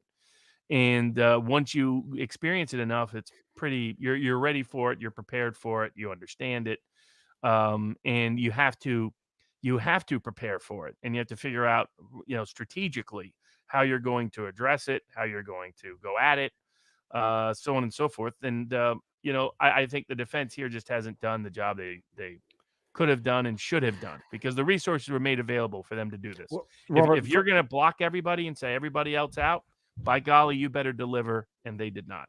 one thing is clear. They did not do the job that you quite clearly could have done because you're saying things now. This is not, well, it's not wizardry. It might be wizardry of intellect, but this is not stuff that they did. And we know it because they didn't do it. You're saying it, and you are maybe the first person to say it, but you're definitely saying it, and it was not done. So they could have done it, but they didn't. Why not? Who knows? Serious question. Does R. Barnes ever sleep? And bringing up my boomer moment, Robert, I never realized I could adjust your mic on my end. I mean, holy crab apples. How's the audio now, people? Now I know I can adjust both my it's only been 2 years, Robert. Okay. No, it's terrible because it's not to play Monday morning quarterback, backseat driver, whatever it is. These are not even things that I would have ever thought of. And these are things that clearly you have already thought of, which were made available. And it's not a question of glory hogging. It's just a question of the pursuit of justice. Yeah. So, I mean, I was more than willing to let them take all of the credit. And but what I was not willing to do was stay silent when they refused to allow anyone to help. And I mean anyone. I mean, Andrew Branca, law of self-defense, he was willing to consult on the case. I was the one who reached out to him. I said he needed to be a critical consultant on this process all the way through, help prep for opening statements, closing arguments, thematic strategies, legal issues. The guy wrote literally the book Law of Self-Defense. well, and I was gonna just stop you to let you know, everyone know who was watching Ricada today. Andrew, what's his first name? It's Branca's last name. Andrew Branca, Branca, who literally is LSOD, LOSD, Law of Self-Defense. It's got a channel. Seems to be a very successful. The leading book on the law of self-defense. And Titled The Law of Self-Defense. I'm not saying this as though success is the indicator of authority, or that authority, is the indicator. Which way do I mean this? I'm not saying this as though his success is an indication of his authority. His authority is defined by his success, because obviously you don't get good at what you're doing if you're not good at what you're doing. He's gotten good at what he's doing, and I did not know that, Robert, until you mentioned it now. It's almost all he's done for 25 years. I mean, this is, as he points out, it's not practical for an individual criminal defense lawyer to focus on law of self-defense because it's maybe 1 or 2 cases a year. So, and usually smaller scale cases, and usually not clean self-defense arguments. So when you got somebody that's all he does, consult on just the use of force and law of self-defense, and you refuse to use them, you refuse to listen to them, I'm sorry, that's not doing your job. And again, if you're going to do that, okay, but by golly, you better perform. And they didn't. I mean, and now we're seeing the consequences. And hopefully, the jury still comes to their senses, and the facts are still overwhelming enough that we get acquittals. But the kid's now at risk. And I think what you saw today was some panic by the defense that, holy cow, this is not going. And I have reason to believe that David Hancock, at least, thought this would be a no-brainer case and just wouldn't listen to the idea that, hey, all David Hancock cared about was money, money, money, money, money, money, money, money, money, money, money. And I kept saying, we need to focus on the kid winning. I said, I only care about the kid winning. And so the quid pro quo was, I'll help you raise money. You help me help the kid win, and make sure that doesn't get shut out. And then they did shut it out after they raised the money and pocketed it. And now they put the kid at risk. And so it's just inexcusable. That might be an audio bite to clip so that people can know what's going on here. And I want to bring this one up. Will be miffed. That's the joke. But do they get to seek defamation damages later only if Kyle gets a full acquittal? Can they also seek defamation damages when a mistrial with prejudice happens? Defense seeking money later. So, Robert, let me see if my knowledge of American law is good. Conviction, no defamation. Just Right. So I think that goes without saying. The mistrial without prejudice, I do wonder, would that preclude any meaningful defamation against anybody? Preclude it, no, because it's the same as a legal acquittal. Mistrial with a prejudice, any dismissal with prejudice is in law in Wisconsin and around the country legal acquittal, because this came up in the Amy Cooper case. That dismissal was with prejudice, no diversion, with prejudice. That means it's legally equal to an acquittal. Okay. It's strange to see BLM and the left advocate for such prosecutorial tactics that they argue unjustly incarcerates a disproportionate number of minorities. Well, no one accused those entities of being morally or politically consistent.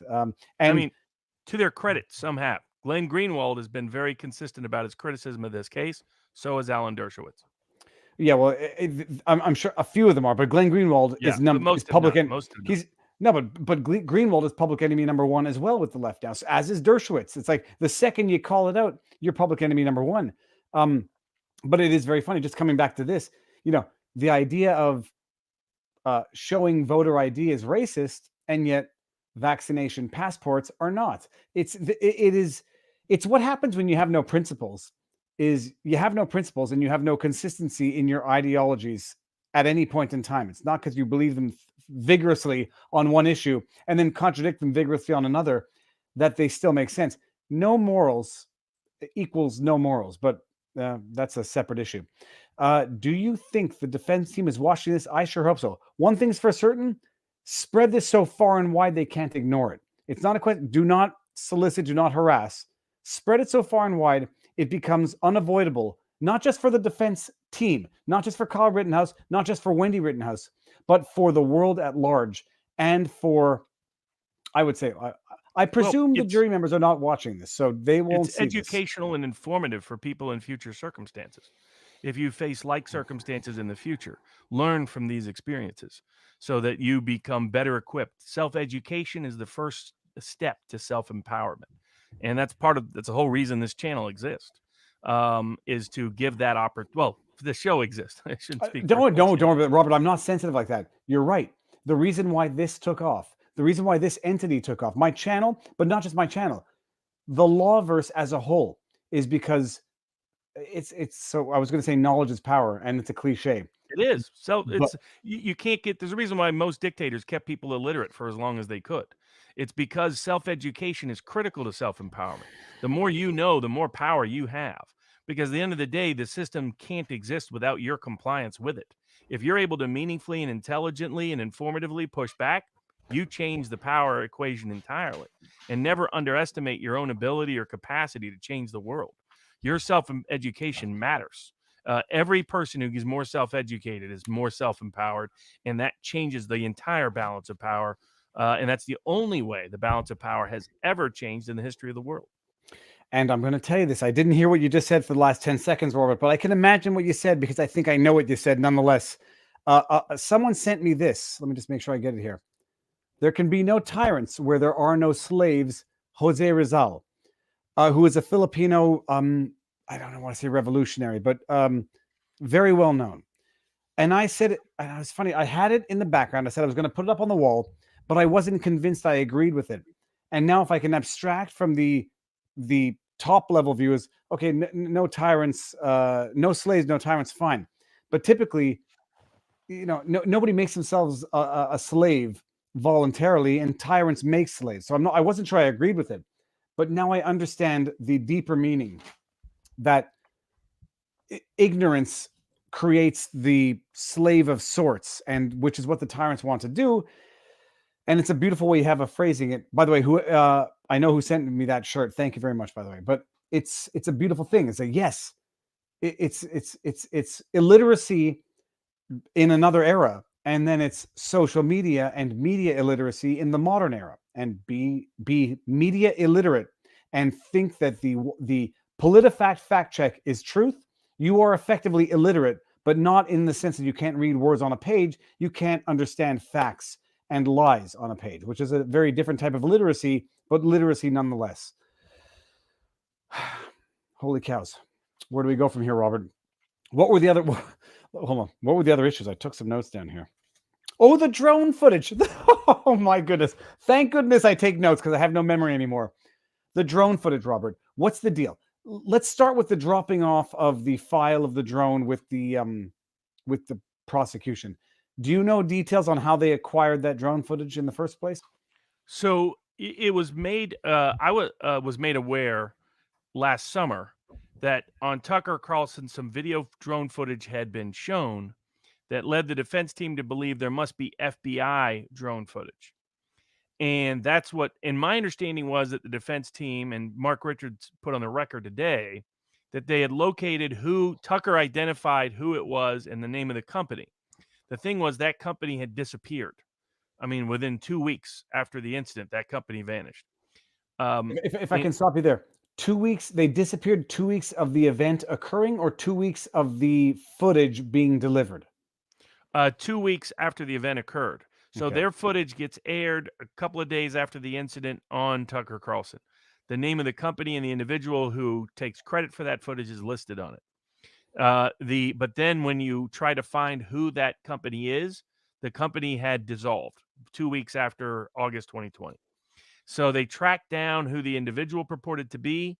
The investigator talked to him and they said, "Oh no, we that's not our footage. That's some sort of mistake." Now the defense, I guess, my understanding was the defense followed up from there. It's not apparent. They told me that they did. I don't know whether they did or they didn't. But what happened is that drone footage, to my knowledge, John Pierce never had that drone footage. The defense never had it. So there's no chance. I mean, unless David Hancock had it and he somehow is connected to this, to my knowledge, nobody had it on the defense team. I know Mark Richards didn't have it. And so then they finally disclosed that there is FBI drone footage, but it's a little bit different than what was shown on Tucker. And then the question was, well, where's the HD version of the FBI footage? The prosecution was late in disclosing the existence of the FBI drone footage. And then the FBI claimed, we lost the HD version. We don't know where it happened. That's laughably implausible. I just want to say that laughably implausible. You have to, let me be more direct. You have to be an idiot to believe that, and the only idiots in a non-judgmental way, but you just believe what CNN says, would be CNN viewers. It's laughably implausible. It's not just implausible in the sense that it happened. It's difficult to make that happen because most people think they've deleted things successfully, and they never have. And as lawyers, we know that. But sorry, exactly. Carry on. And then, so middle of the trial, somebody walks into the prosecutor's office and says they have some video footage, but they wish to remain anonymous. Prosecutors get that footage and then want to introduce it into evidence. They share what they claim is their only copy of the footage with the defense. The defense kind of objects, but doesn't object as fully as they should have because there was no foundation for this. You don't get to drop off anonymously some footage and claim it's an authentic representation, accurate representation of the events. You don't know how it's been edited. You don't know anything about that. And so in my view, they should have objected on foundation grounds, but the defense has waived every objection to foundation throughout this entire trial on video evidence, and leading to all kinds of adverse evidentiary effects for Kyle. Then but they did object to the lateness of it. Then it comes out during the charging conference when they're wanting the provocation instruction, they say they're going to rely on this footage. The defense puts in their footage, and the problem is it's very blurry. And the prosecutor, Krause, Sauer Krause, as I like to call him, puts out, he says, "Oh, we have a better copy of that." Yeah. And all of a Who- sudden, the defense lawyers like Wisco, who's an associate of Mark Richards, says, "Hold on a second." She did, by the way, a very good job today laying this out for the court. Said, "Hold on a second. What do you mean? This is the only copy we have. What do you mean you have a better version?" And it came out later that night and over the weekend that the HD high definition resolution of the video had never been produced or provided to the defense.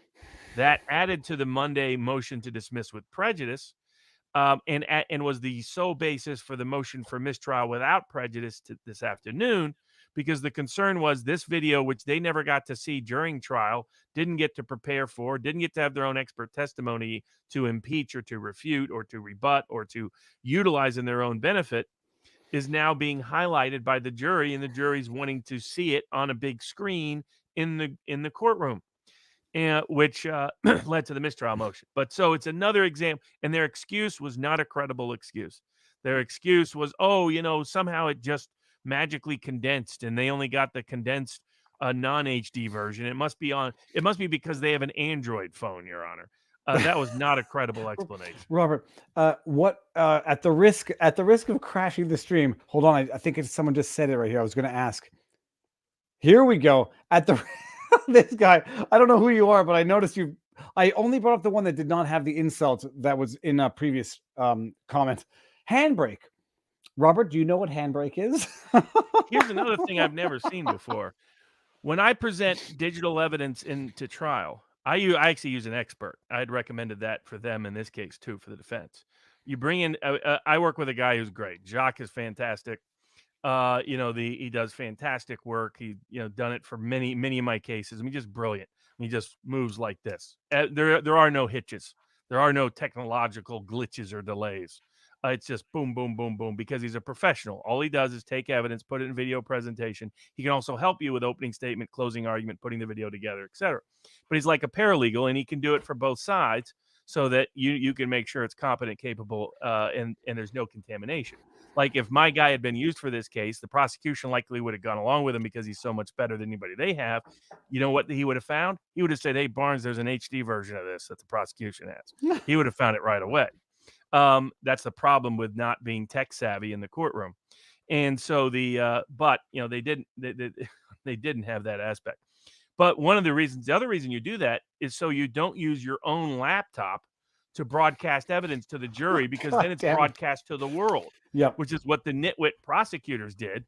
So you can see their screen, you can see how they organize their exhibits, and included on his state exhibit screen were actually two different, Handbrake was one, I forget the name of the other, two different apps whose sole goal is to do the kind of thing that he claimed he wasn't involved in this case. Okay, and I'm going to tell you one thing. I know on my personal laptop, I have nothing that would be incriminating.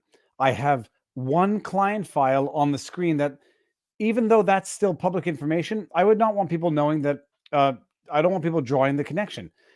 This dude, I mean, it was Krause's computer where he didn't think it through in any sense. But the question is, Robert, so the internet is the infinite knowledge of God, and God in the lower G sense, not the capital G. They are just, you got a million people out there, and they will confer and they will dig and they will get the truth. So it's a form of godness. People are pulling it up. How do you get it to the judge? Does it get to the judge? Does it get to the defense team? How do you get the people who need to know right now? Because they're living in a bubble. They're living in a vacuum. How do you get broadcasting it? Because Richard's closing argument was much better than it likely would have otherwise been. Whatever its faults or weaknesses or limitations, it was still very, very good for Richards. That's just a different standard. But is because of all the collective effort over the weekend in the court of public opinion, that stuff got to people. So people think I have direct access. I do not. I've been shut out entirely. But anyone else can get that information. And if someone like Jack Posobiec shares it, if people like that share it, chances are the defense team is going to get it. I mean, Jack has 1.5 million followers. I didn't know that. I mean, I didn't fully appreciate that. I knew Jack is big. Jack puts out the good information. Jack has sources that he does not divulge or disclose, and he's been very good. 1.5 million He publicly followers. confirmed, like people were saying I was making stuff up about the jury. Jack publicly confirmed the exact same thing, that he is independently hearing from his independent sources connected to the courthouse the exact same thing that I was reporting about the jury. So It's you know, here's a good question, Das Goose, and I'll tell you my layperson interpretation. Then Barnes will give me the actual answer. Das Goose says, what does the prosecution gain by lying about the HD footage from the drone? I can't see anything from it to favor them. And I've flown drones for the military for 12 years. So here's the thing. I've flown drones now for, I would say, close to a decade. No, it's not a decade. 5 years. I've flown every drone from the Phantom 1 to the Phantom whatever with the Spark. And what they gained by this is that they took an HD, they had an HD, they had the actual, just a higher quality version of the video. They communicated to the defense a lower quality video, which they then submitted as evidence, sought to enhance, which brings you back to square one, but plus crap. And then said this proves provocation, where the original HD version, from what we've seen, doesn't really seem to prove that. But they created the ambiguity through the crappiness of the video footage, which resulted from the lower quality, then enhancing it to the higher quality. That's the only. I mean, that was the advantage was twofold. One was their ability to manipulate the lower quality footage to claim something that what didn't exist in the higher quality footage, but also it allowed them, denied the defense the utility of the higher quality footage during the trial that they of things that would have helped them. So it was both. They could manipulate the video footage easier if they didn't disclose the high definition version to the defense or the higher quality version to the defense, and they could preclude the defense from spotlighting or highlighting during trial evidence that would have been favorable to the defense from the higher quality version. And I'm going to bring this up, not because I want to encourage the idea that I didn't bring it up on the alleged first 2 times. I didn't see it. Stephen Oglesby says, third time maybe, in a new trial, can Kyle ditch Hancock and get a new legal team? I mean, I know the answer, but Robert. That's a no-brainer. That's an absolute. Whatever doubts may have been present are now resolved. Hopefully again he gets acquittals and he can just move on. But the warnings that I made and that others made about this team all came to fruition during trial and were independently confirmed by a wide range of people separate from me. You can watch the Rekieta live streams daily and see a wide range of lawyers from across the spectrum keep saying how bad this is by the defense. Mistake after mistake after mistake after mistake after mistake. And the thing is this, like on Rekieta's stream, I would say it's unanimous. And I would say it's unanimous not to prove the authority, but to prove the objectivity. Because between Legal Bites, Alita, between Legal Mindset, Andrew, between Joe Neerman, Good Logic, Eric Hunley, who's not a lawyer, but has a great channel, check him out. Between Uncivil Law, Kurt, you had Andrew, oh my God, I forgot his last name, Bronca, Andrew Bronca. You had Hogg's Law, HOEG. You had Nate Brody. Lawyer. Everybody is in agreement, and they are of all walks of life, politically speaking. So at this point, it's objective, period. The only thing that makes it subjective is what your financial and media interests are, and which is why you see fact checks confirming garbage crap facts and mainstream media promoting garbage facts narratives. It's subjective, and then you realize that people just don't even know certain basic facts of the case. 2 weeks after the trial, they don't know because the media doesn't report it, and then they have the big tech oligarchs, censoring or soft censoring. You can still make a video about it. It won't be monetizable, and we won't promote it because it's not monetized. And that's the circle jerk of economy for big tech. Oh, it's not monetized? Well, why would we promote it? Because we're not going to make money off of it. So we demonetize that which we don't like so that we don't have to promote that which we don't like. It's the circle jerk of political economics. I like that. Too big for a shirt. But that's it. And so you see people now, not knowing because of this, but a lot of people discovering it despite that. Yeah, no doubt about it. And it's again, it's there for people to see. Anybody that's continuing to defend the defense team is just sticking their head in the sand or is part of the defense, of the Hancock-related defense team. There's no objective, definite. Not a single lawyer on that panel or any lawyer that I know would ever recommend either of these lawyers, but definitely not Richards, ever be hired as lead counsel for any kind of case. That's just from what they've witnessed. That's the reality of it. Definitely not for Kyle's case. I thought that was a middle finger, but it's an actual pointing up. So that's a good sign. And the other one, not such a good sign. My kid burnt his middle finger on a glue gun yesterday, and he's like, I got hurt here, but it was that's my ring finger. Just my ring is there. The only footage that is 100% forensically sound is that in the raw file format MP3 movie it's set are all already compressed and have lost important data. True, but there's losing important data and there's losing critical data. During the stream today, and God bless the community that Ricada has, people put up the low res image and the high res image and then zoomed in on a spot to show the difference. I mean, it's the difference between seeing handles on doors of cars versus not seeing individual humans because they've gone full Back to the Future, dissolved into future. So it's amazing, but this is why I'm thoroughly convinced the powers that be do not want the aggregate knowledge of the internet inspecting and scrutinizing the biggest decisions of government and the police. No doubt about it. Has anyone reached out to? I did, but he was stepping back until the trial, and he'll continue to step back for a while. But I mean, I get that. Yes, I think the senator at some point needs to be involved. And I just want to bring this up because, Like a Boss, I love this cup. It was a Father's Day present. Lonely Island, people. Like a Boss is one of the greatest songs. I used to have a sweatshirt that said that. Was it Lonely Island or before Lonely Island, Robert? That's the question. I have no idea. I didn't know it had any correlation to Lonely Island. I don't know what that is. Okay. As he sips from his InfoWars mug, yes, that shows our Robert, you're 44 years old, correct? How old? 44? 47. 40. Okay, so a little bit. So we're generationally separated. Lonely Island is the greatest fake rap band of all time. It's Andy Samberg and the boys from SNL. I recognize Sandberg. No, and I'm not. I was saying that tongue in cheek. He sings "I'm on a boat." Yeah, that's right. I'm on a boat, right? That is a surprisingly inappropriate song for a kid. Just so you all should know. Yes. Barnes, do you want to answer this question? I did. I represented Kyle from February of this year up until a week before trial, and was told that I could that we would select the jury or would be heavily involved in it. Body language panel all agreed to help. A bunch of data people agreed to help. Several other jury consulting experts also agreed to help. It was a team of about 10 people.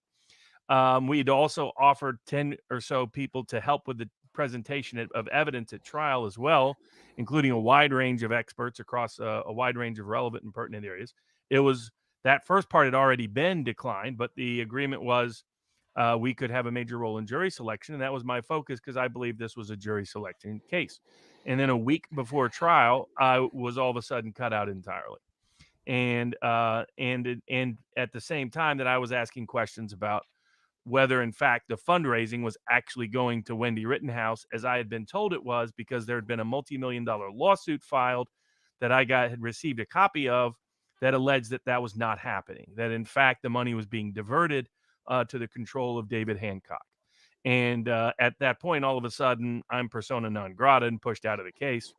Kyle was made unavailable to talk. Wendy was made unavailable to talk.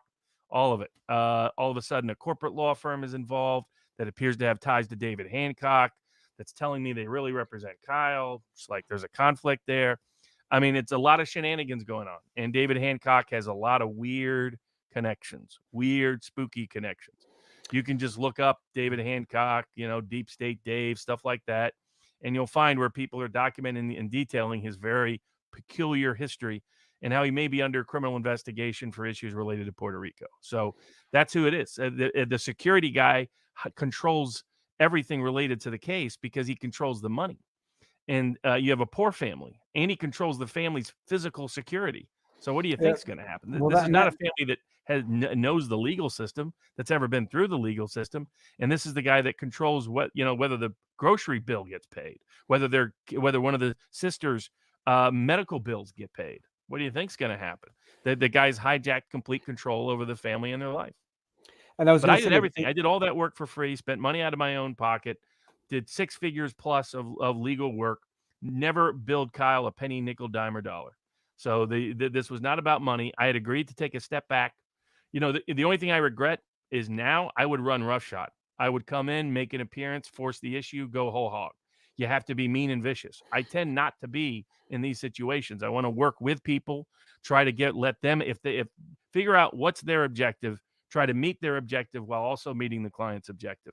Find a way you can unite the two and not create unnecessary conflict. Unfortunately, in some of these cases, you can't.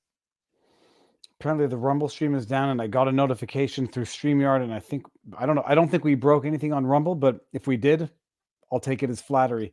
But Robert, I mean, that's what I want people to appreciate is your time, and not your time. This is one thing about lawyers. People hate lawyers because how dare they charge $500 an hour for all they're doing is thinking. And I've never charged $250 an hour in my life, Canadian. But how dare a lawyer charge $500 an hour when all they're doing is just sharing their thoughts? It's knowledge acquired through decades of experience and refined knowledge. And when you say you value your time at 6 digits, and I have, Robert, I can evaluate our live stream times. It's a very easy, calculatable sort of function. Whatever your hourly rate is, however many streams we've done, everyone out there on the internet, that's your aggregate knowledge value of what you get from these streams, because it is what you get. It's 6 figures without a question. And I know you're relatively selfless in the sense that you're relatively selfless. And I know things that I don't discuss publicly, but when people ask these questions, and I'm glad you answered the question, it's not stuff that was withheld for personal gain, personal profit, or personal what's the word I'm looking for? Not of any kind. If I wanted to be a grifter, if I wanted to make money, I would be a quiet tax lawyer and write my own checks until the day is long. Don't need the public attention, don't need the ego validation, had plenty of big cases, all of that, and went to great lengths. And some people ask, why didn't I recognize it sooner? It's a reverse version of confession through projection. 2 reasons. One, I assume people are coming at this with good intentions that care about their client first and foremost. Unfortunately, you have to assume otherwise often these days, but I hate that mindset to have. But the second was I was directly assured that we would have a major role in jury selection all the way through. And I knew if we picked the jury, they could be the most incompetent rubes at trial, period. The facts were so overwhelming, we picked the right jury, it's going to be straight acquittals. People have now seen that in live time. That, you know, despite all the mistakes of defense, everybody was pretty much convinced that came into this with any objective view that wasn't prejudiced against Kyle.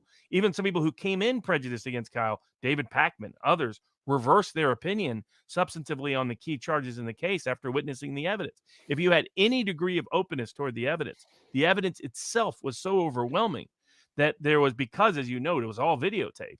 But even the state's own witnesses making critical admission after admission after admission in favor of Kyle on the stand, because that's what the facts are, that the only real risk here was jury selection. And I thought, as long as they gave me jury selection, I don't care about the rest. And they can even take credit for the jury selection. I won't say that we're doing it. I won't take a major public role in relationship to it. And then at the last minute, they pulled the rug out from under us. Maybe they never intended to do it. I don't know. I just know they unnecessarily put a kid at risk. And honestly, I never assume a lawyer will do that. I'll say one thing now. I'm smarter than Robert in one respect. I never trust anybody. It took me a long time to even trust Robert. Or to assume that Robert was not. I don't know what I have to exploit in the world, but I'm skeptical of everybody without exception. Except my wife. She's proven to be the most trustworthy person on the face of the planet. Even my kids don't trust a thing they say. But Robert, and I'm saying it tongue in cheek, is that you had your expectation of what you thought this was about, and you imposed that on others. It's confession through projection, but not in the self-condemning way. It's more like in the, I guess it's self-condemning. You were naively thinking everyone was as altruistic or looking out for the interests of others. That maybe they are. Maybe this all ends well. And if it ends well, then I'm as happy as anybody. So and hopefully that still is the case. And again, I think there's still a very good chance that is the case. But it was just unnecessary to be here to take this kind of risk because of whatever was driving them. But and for other younger lawyers out there, learn from this as well. You'd never live in such a bubble, never have such a big ego that you don't take advice and don't welcome feedback and don't welcome ideas.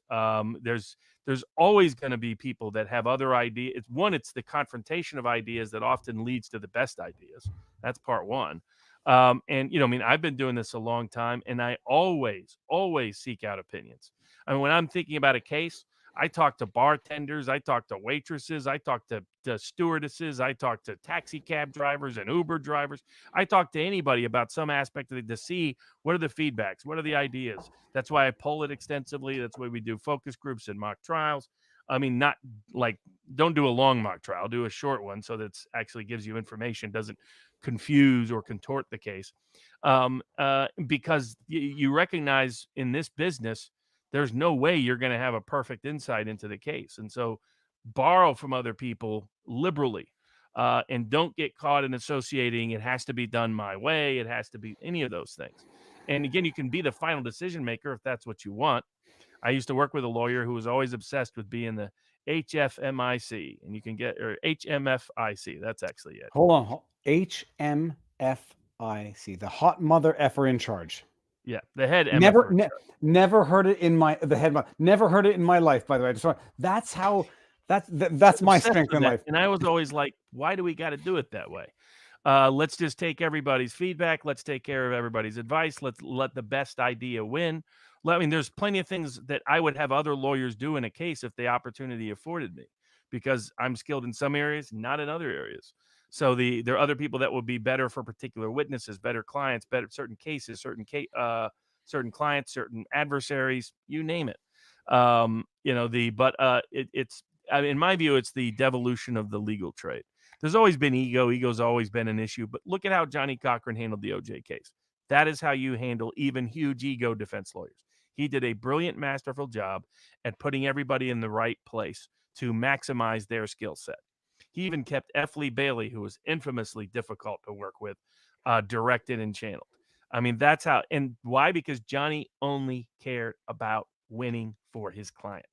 Put that first, and everything else will come easy. I want to bring up one which almost brought tears to my eyes, but it did actually. If anyone could see it, get the HD version. I'll drone ship to your place.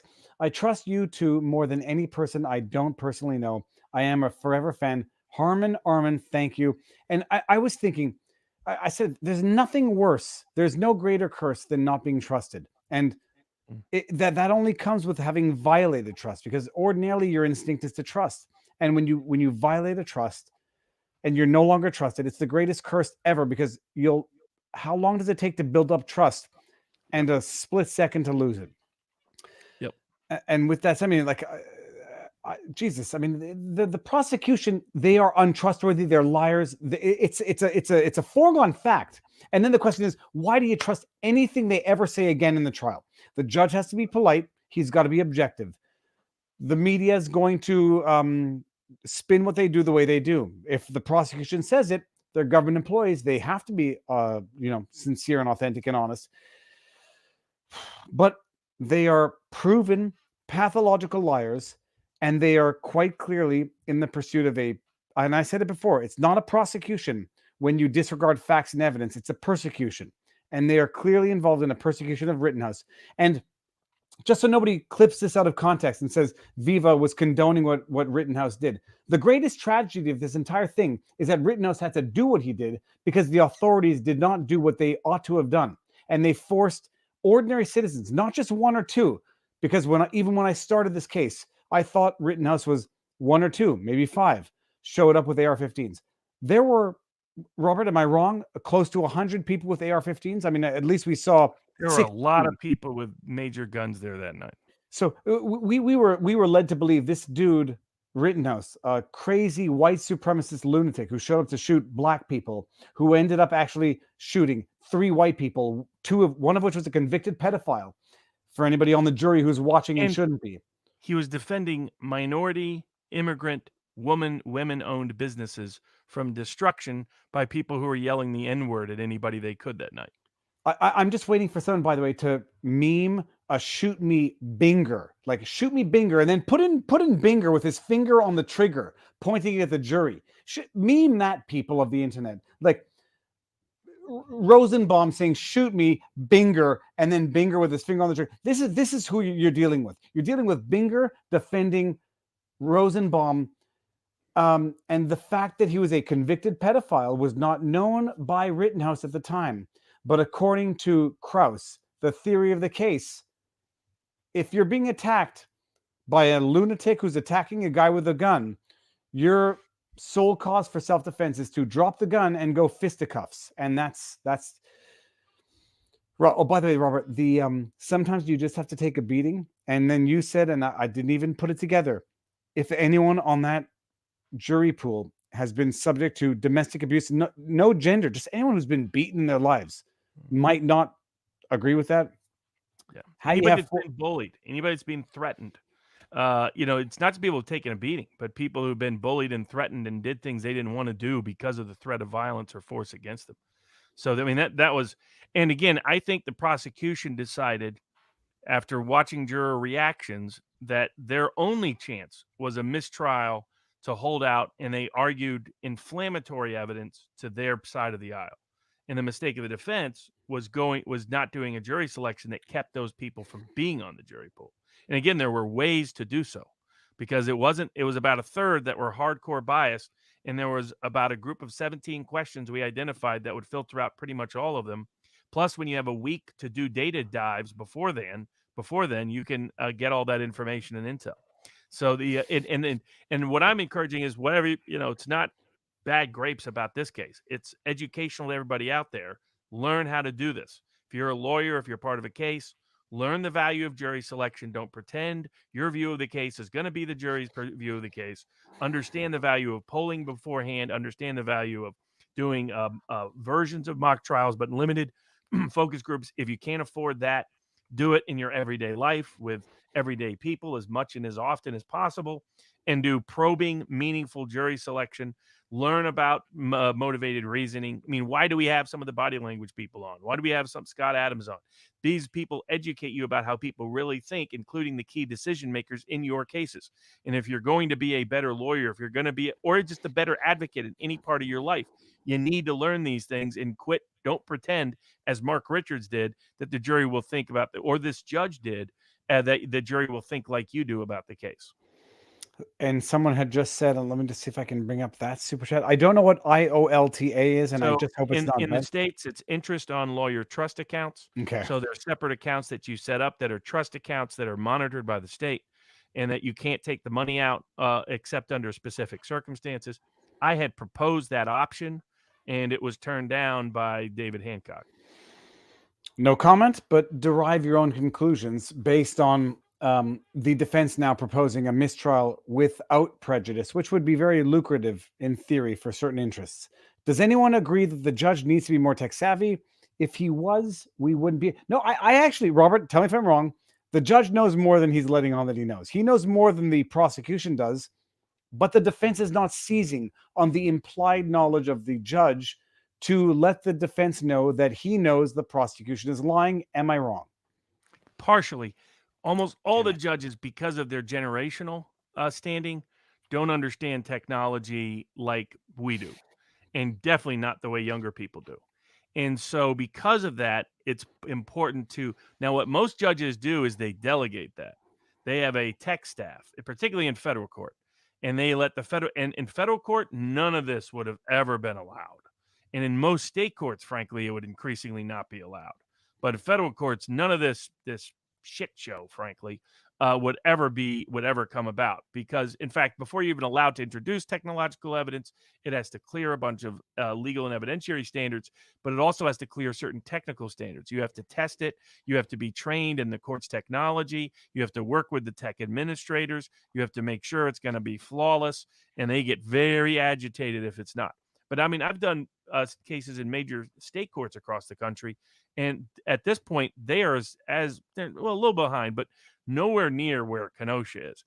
But this judge was trying to upgrade the technological capabilities, and it's because they didn't have a tech-savvy expert there. That's a quarter of the problem. Another quarter of the problem was not litigating these issues prior to trial, so the judge was educated and informed about it. Another problem was not having a video expert there throughout the trial, multiple ones that could explain these things and translate them. When Richard says he doesn't understand these things, I have no doubt about that. When I first used the words AI to Richards, he asked me, "What in the world is AI?" So that gives you an idea of his tech savviness. Well, I've got my own acronym, my reflexive answer for AI, and I have a dirty mind, so I'm not even going to say it publicly. But I'm sure the chat can. What did I mean by AI? We'll see. It won't be as bad as Rekieta's chat. You know what? For the AI, I think it would be fitting for Rekieta's chat. and speaking of the glory of Rekieta's chat, it's glorious. I mean, you don't have It's great to to see him blow up. It's great to see people introduced to Andrew Branca, Law of Self-Defense. I highly recommend his book. It's very good, useful for people. He also knows the best self-defense associations where you can really get an equivalent of legal insurance for any risk you may face down the road. It's great to see the exposure for, Good Logic, Uncivil Law, Nate the Lawyer, Legal Bites, Legal Mindset. All of them have seen their channels really dramatically explode because Nick's channels exploded. Great idea of Nick to put meaningful legal commentary with an ongoing trial of high profile interest. That's incisive interest. That's not the incisive insight. That's not the kind you're going to get from conventional opinion. That, there's cross section. I was on Tuesday Night Tights with the Geeks and Gamers last night, because this matters to everybody everywhere. This is about the core rights of self-defense in America, the core ability of you as an individual to protect your own liberty, to keep your body inviolate. We're seeing that in multiple contexts right now in the law. Do I own my own body or not? Can I protect my own body or not? Can I defend my own body or not? And I think this case strikes a deep chord. Also, you're seeing one of the most clear-cut cases of pure innocence put on trial for his life that you'll ever see in America. And so I think that's another reason for the interest. And credit to Nick for increasing public attention to this case, giving a platform for incisive insight so that people can get meaningfully self-informed, meaningfully self-educated, and thus self-empowered about the entire legal system. A lot of people on the right waking up. I was on with Michael Malice about this. I think he'll be up today or tomorrow, about the importance of waking up about problems in our judiciary, problems with our prosecutors, problems with our police officials, that they're making questionable, problematic decisions that put the most innocent people imaginable at risk for the most moral and justifiable acts possible. And more people that wake up to this, the more they realize that they need to lobby the court of public opinion. Just as the election fortification, they use a different F word when I was growing up to describe this election, but election fortification woke up a lot of people to the problems in our election system. People are starting to wake up to the problems in our criminal justice system. And I think that's great for the long-term health of our public criminal justice system, is more people involved, engaged to make reform and change to take place. And I do not. Nick Rekieta has helped do that substantially. I gotta say, like, there's no. It's an amazing thing what Rekieta has done. The exposure he has given to other people who have been existing on the interwebs for a while, but have not gotten this level of exposure. It's a net positive, period, all around, because now people are discovering new outlets, new sources of information for unadulterated, I guess is the word to say. It's amazing. I guess the question is this: while I choke on my own tongue, what do we expect tomorrow? What do we expect for the week? And where do we go from here? So if you continue to have a jury conflict, and there's some concern that basically there's especially 3 to 4 women on the jury who were described by some journalists there as Karen-type personalities, mask wearers, people who came from, one of them may have been an older female professor, came from old Yankee ancestry, that if you understood the politics there, if anybody's from Chattanooga, it's like if they came from multiple families of Lookout Mountain. If you knew in Chattanooga and you got a class divide in a case, you know not to put someone from Lookout Mountain on that jury trial. Now, at least not from the Chattanooga part of Lookout Mountain. The Georgia part, there's some different folks. I'm gonna guess about 17,000 people right now have no idea what you're talking about. I'm sure. So this is just the Chattanooga folks, but it's the same dynamic that there's 3 or 4 of them. One of them may even be the forewoman. And so what you would expect to see tomorrow, typically the way they've gone about things, they haven't asked questions, but it sounds like the leaders on the jury may be the ones pushing for conviction, but that the majority is for acquittals. If that is in fact the case, what you can anticipate tomorrow is more requests, either maybe if they're still conflicted, probably you'll start seeing some questions. And don't misinterpret the questions. The questions might sound like, oh man, those sound like conviction oriented questions, but it may be because the leaders on the jury are still a minority trying to force the others into their side, and they're the ones behind asking of the question. So the way it's progressed, first they asked for self-defense instructions, then they asked for all the jury instructions. Then they said they were going to look at some videos.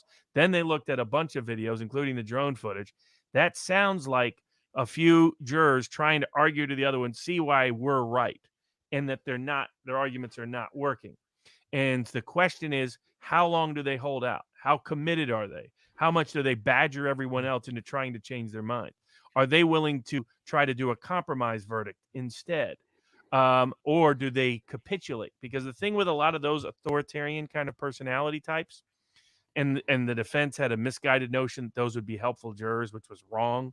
And that was explained to them, but they may have put them on anyway, is that they have difficulty being rejected by a majority of people.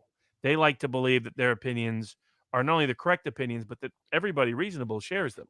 And when people don't, they almost have a cognitive dissonance moment. And then they often capitulate and go home. But hopefully Kyle has some hardcore people committed to him no matter what, so they won't allow convictions to occur, won't allow compromise to occur. And then secondly, hopefully he has some hardcore people that are leaders for him.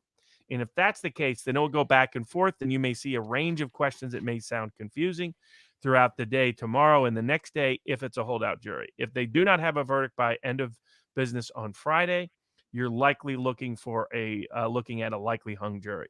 If they're going to come back with acquittals or a compromise verdict, that will likely happen later tomorrow or early Friday. Okay, what I will love is that I looked at it the exact opposite way, that you have the majority trying to convince two holdouts to acquit. But I appreciate what you're saying right now is because someone has to take the jury for person, so I don't get Because they canceled. pick that person before they vote. The first vote they make is the four-person vote. That's amazing. So they don't know what the four-person believes at the time they make him four-person. But the And if it's person an most old Yankee aristocrat who's used to running Kenosha for family from generations, if it is someone like that, that's the rumor. I don't know if it's true. Then they would fit. And if they're like an older female maternal professor type, the type of person that loved running around with COVID mania fear for the last year, telling you what to do, and oh my God, why isn't your kid with 3 masks? That kind of personality that hyperventilates when you get on the plane without a mask. but something there. Apparently, that video was totally fake, which I thought it was fake to begin with. But that video of the person freaking out about breathing oxygen of the person, apparently that was fabricated. I don't know. Oh, I'm sure that video was, but I'm referencing. I've seen this. I've seen people freak out. It's just insane. I've seen stewardesses freak out. Oh, you know, while you're sleeping, they grab your mask and stick it over your face, and it's like someone touches my face when I'm sleeping. It'll be a bad incident, but I say that as a joke. I'm not a big man. Someone touches my face when I'm sleeping, I'll apologize for them touching my face. But Robert, so it's an interesting thing: is who is going to take the role of the jury foreperson? It's going to be someone who's proactive, someone who's ready to do it, which by and large would not be, if I'm wrong, would not be someone who's ready to acquit, but rather someone who's ready to convict and activist to begin with. Yes, right. Exactly. And if they think they're leaders for the community, to the super chat question, their excuse may be fear of public reaction of full acquittals, but it's not their motivation. Their motivation is they came in presuming him guilty and believe their job is to lead the lynch mob. They don't want to see that as what they're doing, but it is in fact what they're doing. So it depends on the rightness and righteousness of the jurors who know Kyle is innocent to stand up for it and do their constitutional and perform their oath of their office, because that's what this is now as a juror, and acquit him as the law compels. All right, we're going to end it with this because I think we've exhausted the discussion of the evening. I think Eric Hunley is going live with news with booze. Is it booze with news or news with booze? News with booze. It's news with booze. Eric Hunley, people, was one of the Unstructured panelists. podcast. Unstructured.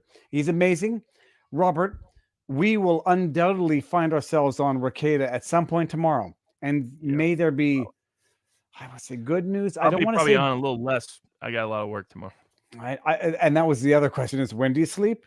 When do you work? But we know you do both because you do both and you are not just a human, you are a superhuman as far as it goes in the legal world. So Robert, I'll represent on Rekieta stream. Just message me what I have to say to look smart and we'll be good. Everyone. So tonight, News with Booze, Eric is going live. I think now he's like 3 minutes into it. Tomorrow, I'll be on Rekieta. If I'm those kids are going back to school, whether they like it or not, and they're not sick, they just cough and sneeze. They're going back to school because daddy needs to have a life and whatever. What do we expect? It's Thursday tomorrow. So what do we expect for the rest of the week? If there's no verdict one way or the other by Friday, we expect the judge to say hung verdict, hung jury. I don't think he would. I think it would only be if the jury came back and say we're irreconcilably conflicted.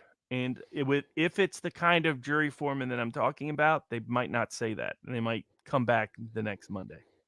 Oh my goodness. Can you imagine? By the way, I'm not going to say this to be cynical.